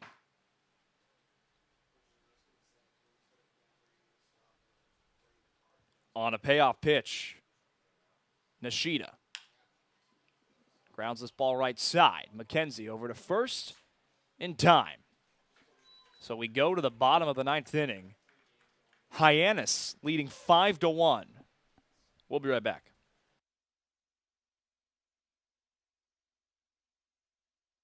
Want to house a Falmouth Commodore? Be sure to sign up to become a host family today. Hosting a Cape League player can be very rewarding. Players connect and bond with the families, often forming lifelong relationships. Please remember that every Commodores player is bound and governed by NCAA rules and regulations. In order to maintain their collegiate athletic ability, host families receive a weekly allowance from the Falmouth Commodores to help cover player expenses. Host families are not required to provide transportation to players. The Falmouth Commodores are very grateful to the wonderful families that host our players each and every year. If you are interested in hosting a Falmouth Commodores player for the summer, contact our housing coordinator, Lisa Smuda, at lisatz143@comcast.net. For more information, visit our website at falmouthcommodores.com. Thank you for supporting our players, and roll doors.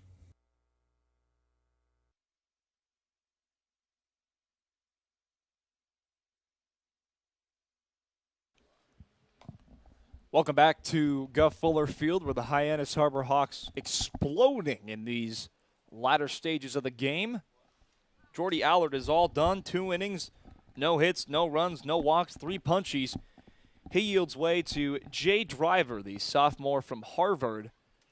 And the Harbor Hawks looking to remain kind of perfect heading into Thursday, as Jay Driver has 4 games under his belt this season, 4 2/3, 6 hits, 4 runs, all of them earned. He's walked 3, struck out 7, has a 1-1 record, and he does have a save this year, but this not being a save situation. Hyannis 5 runs on 9 hits. The Doors 1 run on 3 hits, but kind of reverting to their beginning parts of the season habits. 3 errors today by the Doors defense. It's not pretty. It's not pretty at all. That's still every game the Commodores have committed an error. Not a good trend either. The first day, I'm telling you, the first day that these guys have 0 under the E in the scoreboard, there's gonna be a party in downtown. And they almost did it against Brewster. They were this close. But there was there's an error with 2 outs in the bottom of the 9th inning. They walked away with the win. But Jacob Walsh looking to start a little rally, and we had rally caps in YD the other day. Don't have our caps on us, but nope. We'll see what Walsh can do. We'd get yelled at if we had hats on right now. Let's see what Walsh has got in the tank. Foul tipped off the mitt for strike number 1.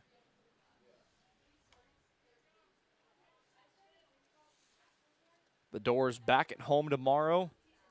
Looking to have a complete game. That's been the theme for the entire season.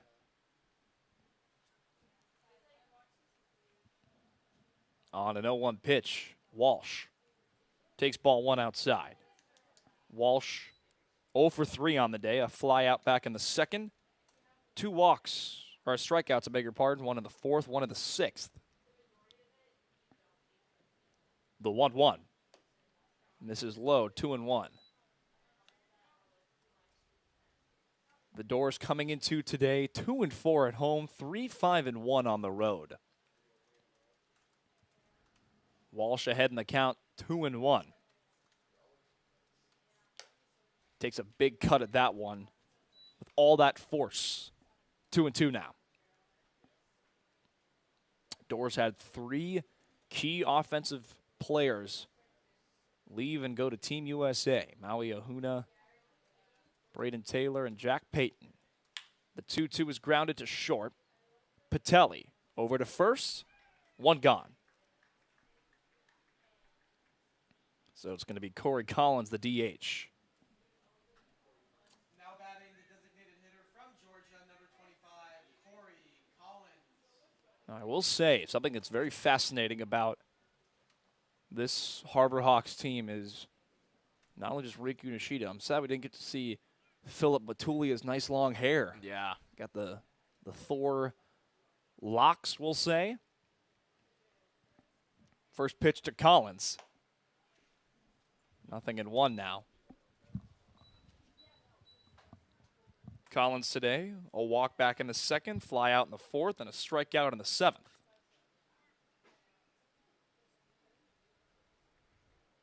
0-1. High drive into left center field. Towards the gap. That'll split it. Corey Collins looking for second base, and he's got himself a 1-out double. Away from the solo home run. It's the first extra base hit of the day for the Doors. Took until the 9th inning, but we'll take it. And now it brings up Andrew Pinckney, someone who has had success at the plate tonight. Well, Corey Collins has himself his first knock in a jersey that is not Wareham Gateman. Had 2 hits this past Saturday. His only hits of the 2022 season coming into today. 2 for 22.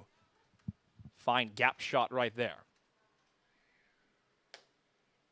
0-1 now on Pinckney as that one is swung on and missed. Pinckney, fine day today. 2 for 3. A single, a solo home run, and a strikeout. That solo home run tied the game back in the bottom of the 7th. One swing of the bat could make this a 2-run game. You never know. 0-1. That misses outside. 1-1. Feels great to be in some ballparks that have some lights. Yeah. We were at Wareham last night and back at home. In last week's road ballparks, 4 of the 5 ballparks we were at, 3 of them did not have lights. They were the lone 3 on the Cape. The 1-1. Right down the strike zone for strike number 2. Which ones? Katuitt, Brewster. Katuitt, Brewster, and YD. Yeah, that's right. And YD then doesn't have lights. Veterans Field at Chatham, they had lights. That was a fine. They play at 7 o'clock, too. Fine W for the Doors. 1-2 the count. Pinckney fouls that one back. That had some movement on it. During that pitch, Nishida was tying his shoe. Yeah, he was. Fascinating moves here we've seen in this ballpark today. Collins over at second. Righty driver on a 1-2 pitch. Pinckney lays off that high cheese. 2-2.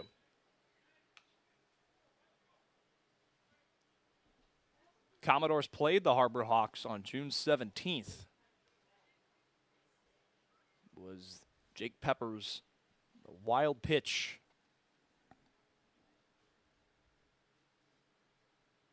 The 2-2. Swing and a miss. Driver wins the battle. And there are 2 gone here in the bottom of the 9th inning.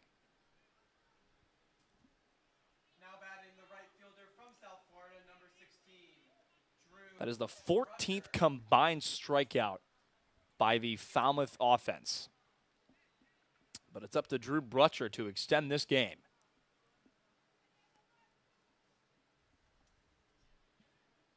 Brutcher singled the last time he was up.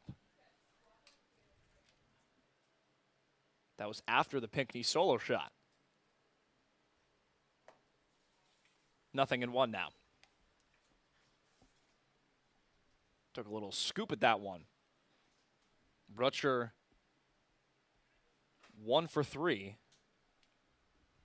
Mentioned Veterans Field, that Chatham game, he had a solo shot that cleared the mountain back there. 0-1 misses up, 1-1. I still can't believe you call that mountain. That's a berm. It is a berm. Berm. The berm. I like Berm. mountain. I think it makes the No. I think it makes the home run even more Titanic.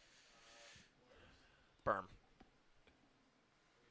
He's looking to get one into that building in right field. On a 1-1 pitch, Brutcher takes a big hack at a wicked slider, and the Doors are down to their last strike. On deck is Anthony McKenzie, should it get to him.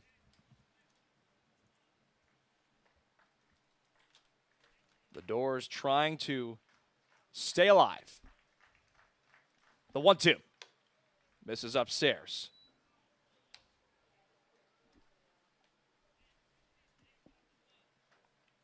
Collins, who sparked a little bit of life in the fans that are still in attendance. Harbor Hawks with their clap. The 2-2. Swing and a miss. He struck him out. 5-1 the final.